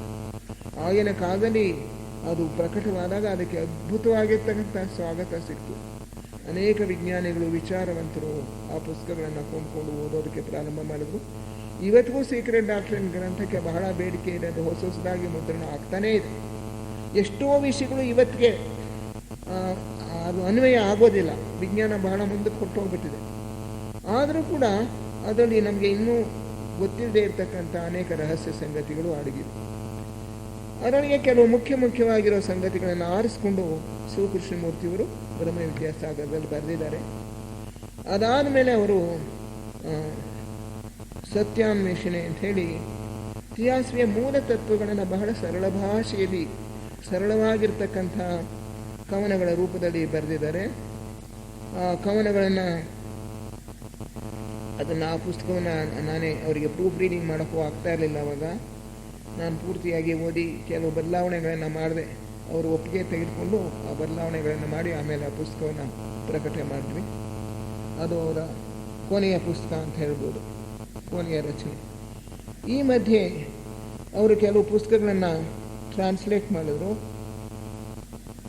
ಮೊಟ್ಟ ಮೊದಲು ಅವರು ಸ್ಟಡಿ ಇನ್ ಕಾನ್ಷಿಯಸ್ನೆಸ್ನ 2ನೇ ಭಾಗವನ್ನು ಅದನ್ನು ಟ್ರಾನ್ಸ್ಲೇಟ್ ಮಾಡಿ 3 ಚಿಕ್ಕ ಚಿಕ್ಕ ಪುಸ್ತಕಗಳಾಗಿ ಪ್ರಕಟ ಮಾಡಿದರು. ಅವು ಕಳೆದು ಹೋದ್ರಿಂದ ಪುನಃ ನಾನು ಅದನ್ನು ಭಾಷಾಂತರ ಮಾಡಿ ನನ್ನ ಮತ್ತು ಅವರ ಹೆಸರಿನಲ್ಲಿ ಪ್ರಕಟ ಮಾಡಿರೋದು ಪ್ರಜ್ಞೆ ಅಧ್ಯಯನದ 2ನೇ ಭಾಗ. ಅದಲ್ಲದೆ ಜಿನರಾಜ್ ದಾಸರ ಒಂದು ಪುಸ್ತಕ, ಅದು ಪ್ರಾಕ್ಟಿಕಲ್ ಥಿಯಾಸಫಿ ಅಂತ ಹೇಳಿ, ಅದನ್ನು ಅವರು ಅನುವಾದ ಮಾಡಿದ್ರು. ಅದು ಬ್ರಹ್ಮವಿದ್ಯಾನುಷ್ಠಾನ ಅಂಥೇಳಿ ಒಂದು ಚಿಕ್ಕ ಪುಸ್ತಕವಾಗಿ ಕರ್ನಾಟಕ ಥಿಯೋಸಾಫಿಕಲ್ ಫೆಡರೇಷನ್ ಅವರೇ ಪ್ರಕಟ ಮಾಡಿದ್ದಾರೆ. ಇದು ಅವರು ಬರೆದಿರ್ತಕ್ಕಂಥ ಬ್ರಹ್ಮವಿದ್ಯಾಸಾಗರ. ಇದು ಧ್ಯಾನ ಗ್ರಂಥ ಕವನಗಳು, ಸ್ಟ್ಯಾನ್ಸಾಸ್ ಆಫ್ ಧ್ಯಾನ್ ಅನ್ನೋದ್ರಲ್ಲಿದು. ಅನಂತರ ಜೀವನದ ಉದ್ದೇಶ, ಧ್ಯಾನ ಪುಸ್ತಕ. ಆಮೇಲೆ ಇದು ಇಂಗ್ಲೀಷ್ನಲ್ಲಿ, ಇದು ಕನ್ನಡದಲ್ಲಿ ಧ್ಯಾನ. ಆಮೇಲೆ ಸತ್ಯಾನ್ವೇಷಣೆ ಪುಸ್ತಕ. ಇದೆಲ್ಲ ಇಲ್ಲಿ ಸಿಗುತ್ತೆ. ಟ್ರೂ ರಿಲಿಜನ್ ಅಂತ ಹೇಳಿ ಒಂದು ಪುಸ್ತಕ, ಇದು ಧ್ಯಾನ ಆದಮೇಲೆ ಬರೆದಿರೋದು. ಈ ಟ್ರೂ ರಿಲಿಜನ್ ಅನ್ನೋ ಪುಸ್ತಕದಲ್ಲಿ, ಇಂಗ್ಲೀಷ್ ಪುಸ್ತಕ, ಸಪ್ತ ಮತಗಳ ಮೂಲ ಹೇಗೆ, ಎಲ್ಲ ಮತಗಳು ಹೊರಟಿರೋದು ಒಂದೇ ಒಂದು ಮೂಲದಿಂದ. ಅದು ಯಾವುದು ಅಂತ ಹೇಳಿದ್ರೆ ನಮ್ಮ ಬ್ರಹ್ಮವಿದ್ಯೆ ಅಂತ ಹೇಳ್ತೀವಿ. ಆತ್ಮವಿದ್ಯೆ, ಬ್ರಹ್ಮವಿದ್ಯೆ. ಈ ಬ್ರಹ್ಮವಿದ್ಯೆಯನ್ನು ಒಂದೇ ಮೂಲದಿಂದಲೇ ಎಲ್ಲ ಮತಗಳು ಕೂಡ ಹೊರಟಿರ್ತಕ್ಕಂಥದ್ದು. ಎಲ್ಲ ಮತಗಳನ್ನು ಸ್ಥಾಪನೆ ಮಾಡಿರ್ತಕ್ಕಂಥವರು ಮಹಾಶ್ವೇತರ್ಷಿ ಸಂಘದಲ್ಲಿರ್ತಕ್ಕಂಥ ಬೋಧಿಸತ್ವನ ಪಟ್ಟವನ್ನು ಅಲಂಕರಿಸಿರ್ತಕ್ಕಂಥ ಮಹಾಋಷಿ ಅಂತ ಹೇಳ್ಬೋದು. 4ನೇ ಮಹಾವಂಶದಲ್ಲಿ ನಮ್ಮ ಗೌತಮ ಮುಂದೆ ಗೌತಮ ಆದಂಥ ಗೌತಮರು, ಅವರು 4ನೇ ಮಹಾವಂಶದಲ್ಲಿ ಜಗದ್ಗುರುಗಳಾಗಿದ್ದರು, ಬೋಧಿಸತ್ವರಾಗಿದ್ದರು. ಅವರು ತಮ್ಮ ಬೇರೆ ಬೇರೆ ಅವತಾರಗಳಲ್ಲಿ, ಒಂದು ಅವತಾರದಲ್ಲಿ ವ್ಯಾಸರಾಗಿ ಭಾರತ ದೇಶದಲ್ಲಿ ಜನ್ಮ ತಾಳಿ ಮಹಾಭಾರತವನ್ನು ಬರೆದರು, ಅನೇಕ ಪುರಾಣಗಳನ್ನು ಬರೆದರು, ಮತ್ತು ಅನೇಕ ವಿಷಯಗಳನ್ನು ನಮಗೆ ಹಿಂದೂ ಮತದಲ್ಲಿ ಪರಿಷ್ಕಾರ ಮಾಡಿ ತಿಳಿಸ್ಕೊಟ್ಟಿದ್ದಾರೆ. ಸೂರ್ಯಾರಾಧನೆಯನ್ನು ಕಲಿಸ್ಕೊಟ್ರು, ಗಾಯತ್ರಿ ಮಂತ್ರವನ್ನು ಜಪಿಸಿ ಸೂರ್ಯಾರಾಧನೆ ಮಾಡೋದು. ಹೀಗೆ ವ್ಯಾಸರಾಗಿ ಅವರು ಹಿಂದೂ ಮತವನ್ನು ಉದ್ಧಾರ ಮಾಡಿದರು. ಅನಂತರ ಝರತುಷ್ಟ್ರರಾಗಿ ಪರ್ಷಿಯಾ ದೇಶದಲ್ಲಿ ಹುಟ್ಟಿ ಪಾರ್ಸಿ ಮತವನ್ನು ಸ್ಥಾಪನೆ ಮಾಡಿದರು. ಆಮೇಲೆ ಅವರೇನೆ ಗ್ರೀಸ್ ದೇಶದಲ್ಲಿ ಆರ್ಫಿಯಸ್ ಆಗಿ ಹುಟ್ಟಿದ್ರು, ಈಜಿಪ್ಟ್ ದೇಶದಲ್ಲಿ ತೆಹೂತಿಯಾಗಿ ಹುಟ್ಟಿದ್ರು. ಹೀಗೆ ಬೇರೆ ಬೇರೆ ದೇಶಗಳಲ್ಲಿ ಬೇರೆ ಬೇರೆ ಅವತಾರ ಮಾಡಿ ಆಯಾ ಕಾಲಕ್ಕೆ ಬೇಕಾಗಿರ್ತಕ್ಕಂಥ ಒಂದು ಮತವನ್ನು ಅವರು ಸ್ಥಾಪನೆ ಮಾಡಿದ್ರು. ಆರ್ಫಿಯಸ್ಸು ಹೇಗೆ ನಾವು ಸೌಂಡ್ ಅಥವಾ ಶಬ್ದದ ಮೂಲಕ ಭಗವಂತನನ್ನು ಕಾಣಬಹುದು, ಹೇಗೆ ವ್ಯಾಸರಾಗಿದ್ದಾಗ ಸೂರ್ಯನನ್ನು ಆರಾಧಿಸಿ ಬೆಳಕಿನ ಮೂಲಕ ಭಗವಂತನನ್ನು ಕಾಣಬಹುದು ಅಂತ ವಿವರಿಸಿದ್ರು, ಅದೇ ರೀತಿ ಈಜಿಪ್ಟ್ ದೇಶದಲ್ಲಿ ಹುಟ್ಟಿದ್ದಾಗ ಈಜಿಪ್ಟ್ ದೇಶದಲ್ಲಿ ಅವರು ತೇಹೂತಿಯಾಗಿ ಹುಟ್ಟಿದ್ರು. ಅಲ್ಲಿಯೂ ಕೂಡ ಬೆಳಕಿನ ಆರಾಧನೆಯನ್ನು ವಿವರಿಸಿದ್ದಾರೆ. ಗ್ರೀಸ್ ದೇಶದಲ್ಲಿ ಆರ್ಫಿಯಸ್ ಆಗಿ ಹುಟ್ಟಾದಾಗ ನಾದದ ಮೂಲಕ ಹೇಗೆ ನಾವು ಭಗವಂತನನ್ನು ಆರಾಧಿಸ್ಬೋದು ಅಂತ ಹೇಳಿ ತಿಳಿಸ್ಕೊಟ್ರು. ಝರತುಷ್ಟ್ರನಾಗಿ ಹುಟ್ಟಿದ್ದಾಗ ಪರ್ಷಿಯಾ ದೇಶದಲ್ಲಿ ಅಗ್ನಿ, ಫೈರ್ ವರ್ಷಿಪರ್ಸ್ ಅಂತೀವಿ ನಾವು ಅವ್ರನ್ನ, ಬೆಂಕಿಯ ಆರಾಧಕರು, ಅಗ್ನಿಯ ಆರಾಧಕರು. ಅವರು ಯಾವ ಒಂದು ಮೂರ್ತಿಯನ್ನು ಪೂಜೆ ಮಾಡೋದಿಲ್ಲ, ಪಾರ್ಸಿಗಳು ಅಗ್ನಿಯನ್ನು ಪೂಜಿಸ್ತಾರೆ. ಆ ಅಗ್ನಿ ಪೂಜೆಯನ್ನು ಅವರು ತೋರಿಸ್ಕೊಟ್ರು. ಅವರು ಅಗ್ನಿಯ ಮೂಲಕವೇ ಕೆಳಗೆ ಇಳಿದು ಬಂದರು. ಆಕಾಶದಲ್ಲಿ ಬೆಂಕಿ ಕಾಣಿಸ್ಕೊಂತು, ಅಲ್ಲಿಂದ ಇಳಿದು ಬಂದವರು ಪುನಃ ಅವರು ಸಾಯವಾಗಲೂ ಅಗ್ನಿಯ ರೂಪದಲ್ಲಿ ಹೊರಟು ಹೋಗ್ಬಿಟ್ರು ಆಕಾಶಕ್ಕೆ. ಆ ಅಗ್ನಿಯನ್ನು ಅದನ್ನು ಹೇಗೆ ಆರಾಧಿಸ್ಬೇಕು. ಹಿಂದೆ ಪಾರ್ಸಿ ಪುರೋಹಿತರು ಸಮಿತಿಗಳನ್ನೆಲ್ಲ ಜೋಡಿಸಿ ಮೇಲಿಂದ ಇನ್ವೊಕೇಶನ್ ಪ್ರಾರ್ಥನೆ ಮಾಡಿಕೊಂಡಾಗ ತನಗೆ ತಾನೇ ಬೆಂಕಿ ಹತ್ಕೊಂಡು ಆ ಬೆಂಕಿನ ಅವರು ಆರಾಧಿಸ್ತಾ ಇದ್ರು. ತನಗೆ ತಾನೇ ಹತ್ಕೊತಾ ಇತ್ತು ಬೆಂಕಿ. ಆದರೆ ಈಗ ಆ ಶಕ್ತಿನ ಕಳ್ಕೊಂಡ್ಬಿಟ್ಟಿದ್ದಾರೆ. ಈಗಲೂ ಕೂಡ ಅವರು ಅಗ್ನಿಯನ್ನು ಆರಾಧಿಸ್ತಾರೆ. ಬಿಳಿಯ ವಸ್ತ್ರಗಳನ್ನು ಧರಿಸ್ಕೊಂಡು, ಮುಖದ ಮುಂದೆಯೂ ಕೂಡ ಒಂದು ಬಿಳಿ ಬಟ್ಟೆಯನ್ನು ಹಾಕ್ಕೊಂಡು ತಮ್ಮ ಎಂಜಲು ಸೋಕಬಾರ್ದು ಅಂತ ಹೇಳಿ ಆ ಸಮಿತಿಗಳನ್ನು ಹಾಕಬೇಕಾದ್ರೆ ಚಿಮ್ಮಟದ ಮೂಲಕ ಹಾಕ್ತಾರೆ. ಆ ಬೆಂಕಿನವರು ಅನೇಕ ಮಂತ್ರಗಳ ಮೂಲಕ ಆರಾಧಿಸ್ತಾರೆ. ಹೀಗೆ ನಮ್ಮ ಗೌತಮರು ಆವಾಗ ಬೋಧಿಸತ್ವರಾಗಿ ಅವತರಿಸಿ ಹಲವಾರು ಮತಗಳನ್ನು ಸ್ಥಾಪಿಸಿದ್ರು. ಕೊನೆಯಲ್ಲಿ ಭಾರತ ದೇಶದಲ್ಲಿ ಅವರು ಶ್ರೀಕೃಷ್ಣನಾಗಿ ಹುಟ್ಟಿದವರು ವ್ಯಾಸ ಅಂತಲೇ ಹೇಳಿದ್ದಾರೆ. ನಮ್ಮ ತಿಯಾಸ್ವಿ ಪ್ರಶ್ನೋತ್ತರದಲ್ಲಿ ಸಿಗೋದು ಶ್ರೀಕೃಷ್ಣನಾಗಿ ಮಹಾಭಾರತದಲ್ಲಿ ಬರುವಂಥ ಶ್ರೀಕೃಷ್ಣ ಅದು ವ್ಯಾಸರ ಒಂದು ಅವತಾರವೇ. ಆಗ ಅವರು ಮೈತ್ರೇಯರ ದೇಹದ ಮೂಲಕ ಕೃಷ್ಣನಾಗಿ ಅವತಾರ ಮಾಡಿದ್ರು ಅಂತ ಹೇಳಿ. ಆಮೇಲೆ ಬಾಲಕೃಷ್ಣ ಅವನು ಹುಟ್ಟಿದ್ದು ಹಲವಾರು ಶತಮಾನಗಳ ನಂತರ, 2,000 ವರ್ಷಗಳ ಕಾಲದ ನಂತರ. ಸುಮಾರು ಈಗ 5,000 ವರ್ಷಗಳ ಹಿಂದೆ ಬಾಲಕೃಷ್ಣನಾಗಿ ಭಾರತ ದೇಶದಲ್ಲಿ ಹುಟ್ಟಿದ್ರು. ಅವರು ಚಿಕ್ಕ ವಯಸ್ಸಿನಲ್ಲೇ ಆಗ ಮರಣ ಹೊಂದಿದ್ರು ಅಂತ ಹೇಳಿ ತಿಯಾಸ್ವಿ ಪ್ರಶ್ನೋತ್ತರಗಳಲ್ಲಿ ಬರುತ್ತೆ. ಅದರಿಂದ ಇಬ್ಬರು ಶ್ರೀಕೃಷ್ಣರು ಇದ್ದರು. ಮಹಾಭಾರತದ ಶ್ರೀಕೃಷ್ಣ ಭಗವದ್ಗೀತೆಯನ್ನು ಉಪದೇಶ ಮಾಡಿದವನೇ ಬೇರೆ, ಅದು ವ್ಯಾಸರೇ, ಅಂದರೆ ಇನ್ನೊಂದು ಜನ್ಮದಲ್ಲಿ, ಅಂದರೆ ಗೌತಮರು. ಇನ್ನೊಂದು ಈ ಶ್ರೀಕೃಷ್ಣನಾಗಿ ಅವತಾರ ಮಾಡಿದವರು ಮೈತ್ರೇಯ ಮಹರ್ಷಿ. ಹೀಗೆ ಇಬ್ಬರು ಎರಡು ಶ್ರೀಕೃಷ್ಣ ಅಂತ ಹೇಳಿ ತಿಯಾಸ್ವಿ ಪ್ರಶ್ನೋತ್ತರದಲ್ಲಿ ಬರುತ್ತೆ. ಆದರೆ ನಮ್ಮ ಪುರಾಣಗಳಲ್ಲಿ ನಾವು ಹೇಳೋದು ಒಂದೇ ಶ್ರೀಕೃಷ್ಣನನ್ನು. ಶ್ರೀಕೃಷ್ಣನಾಗಿ ಅವರು ಗೌತಮರು ಬುದ್ಧನಾಗಿ ಹೊರಟು ಹೋದ್ಮೇಲೆ, ಅಂದರೆ ಅವರು ಸಿದ್ಧಾರ್ಥನಾಗಿ ಹುಟ್ಟಿ ಆ ಜನ್ಮದಲ್ಲಿ ಬೋಧಿ ಮರದ ಕೆಳಗಡೆ ತಪಸ್ಸು ಮಾಡಿ ಧ್ಯಾನ ಮಾಡಿ ಕೊನೆಗೆ ಜ್ಞಾನವನ್ನು ಬೋಧಿಯನ್ನು ಪಡೆದ ನಂತರ ಅವರು ಬುದ್ಧರಾದರು. ಬೋಧಿಸತ್ವರಿಂದ ಅವರು ಬುದ್ಧನಾಗಿ ಮೇಲ್ಮಟ್ಟಕ್ಕೆ ಹೋದರು. ಪ್ರಮೋಷನ್ ಸಿಕ್ತು, ಒಂದು ದೀಕ್ಷೆ, ಮೇಲಿನ ದೀಕ್ಷೆ ಸಿಕ್ತು. ಬುದ್ಧನ ಪದವಿಗೆ ಅವರು ಹೊರಟೋಗ್ಬಿಟ್ಟ ಮೇಲೆ ಅವರು ಪುನಃ ಅವರು ಹುಟ್ಟೋದಿಲ್ಲ, ಮಾನವರಾಗಿ ಹುಟ್ಟೋದಿಲ್ಲ. ಆದ್ದರಿಂದ ಮೈತ್ರೇಯ ಮಹರ್ಷಿಗಳು ಬೋಧಿಸತ್ವನ ಪಾತ್ರವನ್ನು ತೆಗೆದುಕೊಂಡ್ರು, ಆ ಅಧಿಕಾರವನ್ನು ವಹಿಸ್ಕೊಂಡ್ರು.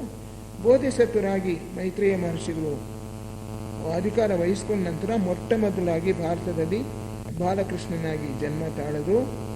ಅನಂತರ ಅವರು ಜೆರೂಸಲೇಮ್ನಲ್ಲಿ ಜೀಸಸ್ನ ದೇಹದ ಮೂಲಕ ಅವನ ದೇಹವನ್ನು, ಅವನ ಯೌವನವನ್ನು ತಲುಪದ ಮೇಲೆ ಅವನ ದೇಹವನ್ನು ತಾವು ತೆಗೆದುಕೊಂಡು ಜೀಸಸ್ ಕ್ರೈಸ್ಟ್ ಎಂಬ ನಾಮವನ್ನು ಧರಿಸಿ ಕ್ರಿಶ್ಚಿಯನ್ ತತ್ವಗಳನ್ನು ಅವರು ಬೋಧಿಸಿದರು. ಅದಾದ ನಂತರ ಅವರು ಪುನಃ ಜನ್ಮ ತಾಳಿಲ್ಲ. ಈ ಮಧ್ಯೆ 4ನೇ ಮಹಾವಂಶದ ಬೋಧಿಸತ್ವರಾಗಿದ್ದಂಥ ಗೌತಮರೇ ಮೊಹಮ್ಮದ್ ಪೈಗಂಬರ್ ಅನ್ನೋ ಒಂದು ತಮ್ಮ ಶಿಷ್ಯನನ್ನು ಕಳಿಸ್ಕೊಟ್ರು ಅರೇಬಿಯಾದಲ್ಲಿ ಇಸ್ಲಾಂ ಮತವನ್ನು ಸ್ಥಾಪನೆ ಮಾಡೋಕ್ಕೆ. ಭಾರತ ದೇಶಕ್ಕೆ ಗುರು ನಾನಕರವನ್ನು ಕಳಿಸ್ಕೊಟ್ರು, ಚೈನಾ ದೇಶಕ್ಕೆ ಕನ್ಫ್ಯೂಷಿಯಸ್ ಕಳಿಸ್ಕೊಟ್ರು. ಹೀಗೆ ಹಲವಾರು ತಮ್ಮ ಸ್ವಂತ ಮೇಲ್ಮಟ್ಟದ ಶಿಷ್ಯರನ್ನು ಕಳುಹಿಸಿ ಅಲ್ಲಿ ಬೇರೆ ಬೇರೆ ಮತಗಳನ್ನು ಸ್ಥಾಪನೆ ಮಾಡಿ. ಅದರಿಂದ ಈ ಎಲ್ಲ ಮತಗಳ ಮೂಲ ಒಂದೇ. ಎಲ್ಲ ಮತಗಳ ಬೋಧೆಗಳು ಥಿಯಾಸಫಿ ಅಥವಾ ಬ್ರಹ್ಮವಿದ್ಯೆ ಅಥವಾ ಸನಾತನ ವಿದ್ಯೆ ಅಂತ ಏನು ಕರಿತೀವೋ ಅದೇ ತತ್ವಗಳನ್ನೇ ಎಲ್ಲ ಮತಗಳು ಬೋಧಿಸುತ್ತವೆ, ಬೇರೆ ಬೇರೆ ರೂಪದಲ್ಲಿ. ಪ್ರತಿಯೊಂದು ಮತವನ್ನು ನಾವು 3 ಭಾಗವಾಗಿ ವಿಂಗಡಿಸಬಹುದು. ಒಂದು ನೈತಿಕ ಬೋಧೆಗಳು. ನೈತಿಕ ಬೋಧೆಗಳು ಎಲ್ಲ ಮತಗಳಿಗೂ ಸಾಮಾನ್ಯ. ಸುಳ್ಳು ಹೇಳಬೇಡ, ಕಳ್ಳತನ ಮಾಡಬೇಡ, ಸತ್ಯವನ್ನೇ ನುಡಿ, ಹಿಂಸೆಯನ್ನು ಮಾಡಬೇಡ, ಕಳ್ಳತನ ಮಾಡಬೇಡ, ಮದ್ಯ ಮತ್ತು ಮಾದಕ ದ್ರವ್ಯಗಳನ್ನು ಸೇವಿಸಬೇಡ. ಇದನ್ನು ಎಲ್ಲ ಮತಗಳು ಬೋಧಿಸುತ್ತವೆ. ನೀತಿಶಾಸ್ತ್ರ, ಕಾಮುಕನಾಗಬೇಡ, ಅಸೂಯೆ ಪಡಬೇಡ, ಸತ್ಯದಿಂದಿರು, ಧರ್ಮದಿಂದಿರು ಅನ್ನೋದು. ಇನ್ನು 2ನೇ ಭಾಗ ತತ್ವಶಾಸ್ತ್ರ. ತತ್ವಶಾಸ್ತ್ರದ ಭಾಗದಲ್ಲಿ ಬೇರೆ ಬೇರೆ ಮತಗಳು ಬೇರೆ ಬೇರೆ ರೀತಿಯಾಗಿ ಬೋಧಿಸಿದ್ದು ಕೂಡ ಅವುಗಳ ಒಂದು ತಿರುಳನ್ನ ನೋಡಿದಾಗ ಅದು ಒಂದೇ. ಎಲ್ಲ ಮತಗಳು ಬೋಧಿಸೋದು ಒಬ್ಬನೇ ದೇವರು, ಅವನು 3 ಮುಖಗಳಲ್ಲಿ ವ್ಯಕ್ತವಾಗ್ತಾನೆ. ನಾವು ಬ್ರಹ್ಮ ವಿಷ್ಣು ಈಶ್ವರ ಅಂತೀವಿ. ಕ್ರಿಶ್ಚಿಯನ್ರು ಫಾದರ್, ಸನ್, ಹೋಲಿ ಗೋಸ್ಟ್ ಅಂತಾರೆ.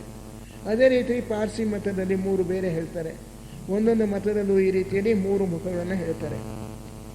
ಅದು ಹೇಗೆ ಪ್ರಪಂಚ ಹೇಗೆ ವ್ಯಕ್ತವಾಯಿತು, ಅದು ಹೇಗೆ ಸ್ಥಿತಿ ನಡ್ಕೊಂಡು ಹೋಗುತ್ತೆ, ಹೇಗೆ ಲಯವನ್ನು ಹೊಂದುತ್ತೆ ಇತ್ಯಾದಿ ತಾತ್ವಿಕ ವಿಷಯಗಳನ್ನು ಬೋಧಿಸ್ತಕ್ಕಂಥದ್ದು ಎಲ್ಲ ಮತಗಳು ಮಾಡುತ್ತೆ. 3ನೇದು ಅಧ್ಯಾತ್ಮ ಭಾಗ. ಹೇಗೆ ಮಾನವ ತನ್ನ ಗುರಿಯನ್ನು ಸಾಧಿಸಬೇಕಾದ್ರೆ ಅಧ್ಯಾತ್ಮ ಜೀವನವನ್ನು ಜೀವಿಸಬೇಕು, ಯೋಗ ಮಾರ್ಗದ ಮೂಲಕ ಅವನು ಹಾದು ಹೋಗಬೇಕು. ಆ ಯೋಗ ಮಾರ್ಗವನ್ನು ಹಿಂದೂ ಧರ್ಮದಲ್ಲೂ ಬೋಧಿಸ್ತಾರೆ, ಜೈನ ಮತದಲ್ಲಿಯೂ ಬೋಧಿಸ್ತಾರೆ, ಬೌದ್ಧ ಮತದಲ್ಲಿಯೂ ಬೋಧಿಸ್ತಾರೆ. ಎಲ್ಲ ಮತಗಳಲ್ಲಿಯೂ ಕೂಡ ಈ ಒಂದು ಯೋಗ ಮಾರ್ಗವನ್ನು ಕೂಡ ಬೋಧಿಸ್ತಾರೆ. ಬೇರೆ ಬೇರೆ ಹೆಸರುಗಳಿಂದ ಕರಿಬೋದು ಅಷ್ಟೆ. ಅದರಿಂದ ನಾವು ಮತಗಳನ್ನು ಮೂಲವಾಗಿ ನಾವು ಹುಡ್ಕೊಂಡು ಹೋದಾಗ ಅದು ನಮ್ಮ ಥೀಸಾಫ್ ಸೊಸೈಟಿಯ ಎರಡನೆಯ ಉದ್ದೇಶ, ತುಲನಾತ್ಮಕ ಮತದ ವ್ಯಾಸಂಗ. ಮತಗಳನ್ನು ತುಲನಾತ್ಮಕವಾಗಿ ಒಂದಕ್ಕೊಂದು ಹೋಲಿಸ್ಕೊಂಡು ಓದ್ತಕ್ಕಂಥದ್ದು, ಮತ್ತೆ ಆ ರೀತಿ ಹೋಲಿಸ್ಕೊಂಡು ಓದ್ಕೊಳ್ಳೋದ್ರ ಜೊತೆಗೆ ವಿಜ್ಞಾನವನ್ನು, ತತ್ವಶಾಸ್ತ್ರವನ್ನು ಅಧ್ಯಯನ ಮಾಡೋದು, ಇದು ಎರಡನೆಯ ಉದ್ದೇಶ. ಆ ಎರಡನೆಯ ಉದ್ದೇಶಕ್ಕೆ ಪೂರೈಕವಾಗಿ ಈ ರಿಲಿಜನ್ಸ್, ಸಪ್ತ ಮತಗಳ ಮೂಲ ತತ್ವಗಳನ್ನು ಈ ಪುಸ್ತಕದಲ್ಲಿ ವಿವರಿಸಿದ್ದಾರೆ. The true religion A way of life ಅಂತ ಹೇಳಿ ಸಪ್ತ ಮತಗಳನ್ನು ಒಂದು ಕಮಲ ದಳದ ರೂಪದಲ್ಲಿ ತೋರಿಸಿದ್ದಾರೆ. ಹಿಂದೂ ಮತ, ಪಾರ್ಸಿ ಮತ, ಜೈನ ಮತ, ಬೌದ್ಧ ಮತ, ಕ್ರಿಶ್ಚಿಯನ್ ಮತ, ಇಸ್ಲಾಂ ಮತ, ಸಿಖ್ ಮತ, ಈ 7 ಸಪ್ತ ಮತಗಳು. ಇದಲ್ಲದೆ ಇನ್ನೂ ಅನೇಕ ಮತಗಳಿವೆ. ಜುಡಾಯಿಸಮ್ ಅಂತ ಹೇಳಿ, ಅದು ಕ್ರಿಶ್ಚಿಯಾನಿಟಿಗಿಂತೂ ಕೂಡ ಪೂರ್ವ ಭಾಗದಲ್ಲಿ ಇದ್ದದ್ದು. ಈ ಎಲ್ಲ ಮತಗಳ ಮುಖ್ಯ ತತ್ವಗಳನ್ನು ಅದರಲ್ಲಿ ಹೇಳಿದ್ದಾರೆ. ಅನಂತರ ಹಿಂದೂ ಮತದಲ್ಲಿ 10 ಉಪನಿಷತ್ತುಗಳು, ಮುಖ್ಯವಾಗಿರೋ ಉಪನಿಷತ್ತುಗಳ ಸಾರವನ್ನು ಕೊಟ್ಟಿದ್ದಾರೆ.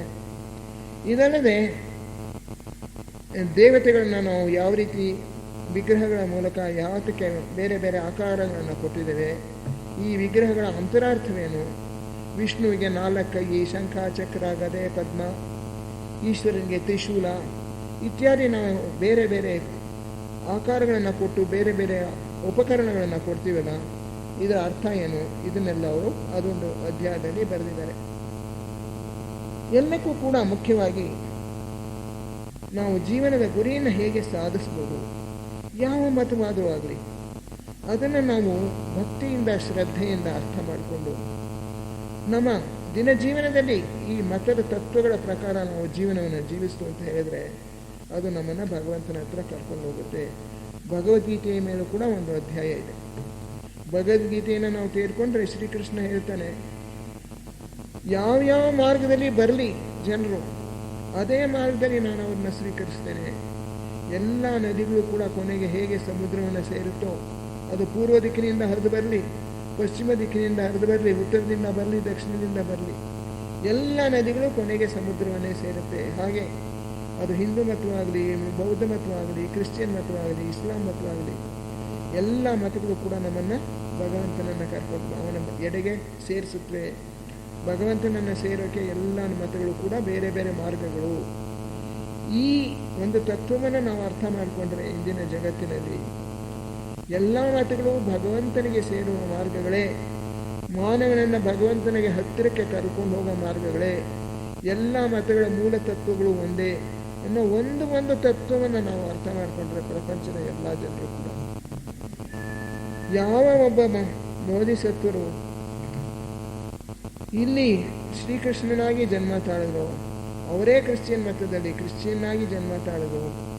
ಆದ್ದರಿಂದ ಕ್ರಿಶ್ಚಿಯನ್ ಮತಕ್ಕೂ ಹಿಂದೂ ಮತವನ್ನು ಬೋಧಿಸಿದವರು ಒಬ್ಬರೇ ಅನ್ನೋದನ್ನು ನಾವು ತಿಳ್ಕೊಂಡಾಗ ಈ ಪರಸ್ಪರ ದ್ವೇಷ ಉಂಟು. ಮೊಹಮ್ಮದ್ ಪೈಗಂಬರ್ ಅವರು ಕೂಡ ಈ ಬೋಧಿಸತ್ವರ ಒಬ್ಬ ಶಿಷ್ಯರು. ಇಸ್ಲಾಂ ಮತದ ಧರ್ಮದಲ್ಲಿ ಹೇಳಿರ್ತಕ್ಕಂಥ ಅನೇಕ ಬೋಧೆಗಳನ್ನು ನಾವು ಥಿಯಾಸಫಿಯಲ್ಲಿ ಕಾಣ್ಬೋದು. ಎಲ್ಲ ಮತಗಳಿಗೂ ಇರ್ತಕ್ಕಂಥ ಮೂಲ ಒಂದೇ. ಎಲ್ಲ ಮತ ಸ್ಥಾಪಕರು ಕೂಡ ಒಂದೇ ಒಂದು ಸಂಸ್ಥೆಯಿಂದ ಹೊರಟಿದ್ದಾರೆ. ಎಲ್ಲರ ಬೋಧೆಗಳು ಒಂದೇ. ಯಾಕೆ ಅದರಲ್ಲಿ ವ್ಯತ್ಯಾಸ ಆಗಿದೆ? ಆಯಾ ಕಾಲಕ್ಕೆ ಅನುಗುಣವಾಗಿ ಜನರ ಮಟ್ಟ ಎಷ್ಟು, ತಿಳುವಳಿಕೆ ಮಟ್ಟ ಎಷ್ಟಿತ್ತೋ ಅದಕ್ಕೆ ತಕ್ಕ ಹಾಗೆ ಬೋಧೆಗಳಿರಬೇಕು. ಅರೇಬಿಯಾ ದೇಶ ಮರಳುಗಾಡು, ಆ ಮರಳುಗಾಡಿನಲ್ಲಿ ಅವ್ರು ಜೀವಿಸ್ತಾ ಇದ್ದಂಥ ಕಾಲದಲ್ಲಿ ಎಂಥ ಬೋಧೆಗಳು ಅವ್ರಿಗೆ ಬೇಕಿತ್ತು, ಅದನ್ನು ಮೊಹಮ್ಮದ್ ಪೈಗಂಬರ್ ಕೊಟ್ಟರು. ಕ್ರಿಶ್ಚಿಯನ್ ಮತ ಅಲ್ಲಿ ಪ್ಯಾಲೆಸ್ಟೈನ್ನಲ್ಲಿ ಪ್ರಾರಂಭ ಆಯಿತು. ಆಗಿನ ಜನಸ್ಥಿತಿಗಳು, ಅವರು ಜ್ಯೂಸ್ ಅವರೆಲ್ಲರೂ, ಅವರಲ್ಲಿ ಬೇಕಾದಂಥ ಕೆಲವು ಸುಧಾರಣೆಗಳನ್ನು ಮಾಡಿ ಅದನ್ನು ಕ್ರೈಸ್ತ ಮತವನ್ನು ಅಲ್ಲಿ ಕೊಟ್ಟ. ಹಿಂದೂ ಮತದಲ್ಲಿ ಅನೇಕ ಮೂಢನಂಬಿಕೆಗಳು ಬಂದು ಸೇರ್ಕೊಂಡ್ಬಿಟ್ಟಿದ್ವು. ಪ್ರಾಣಿ ಬಲಿ ವಿಶೇಷವಾಗಿ ನಡೀತಾ ಇತ್ತು.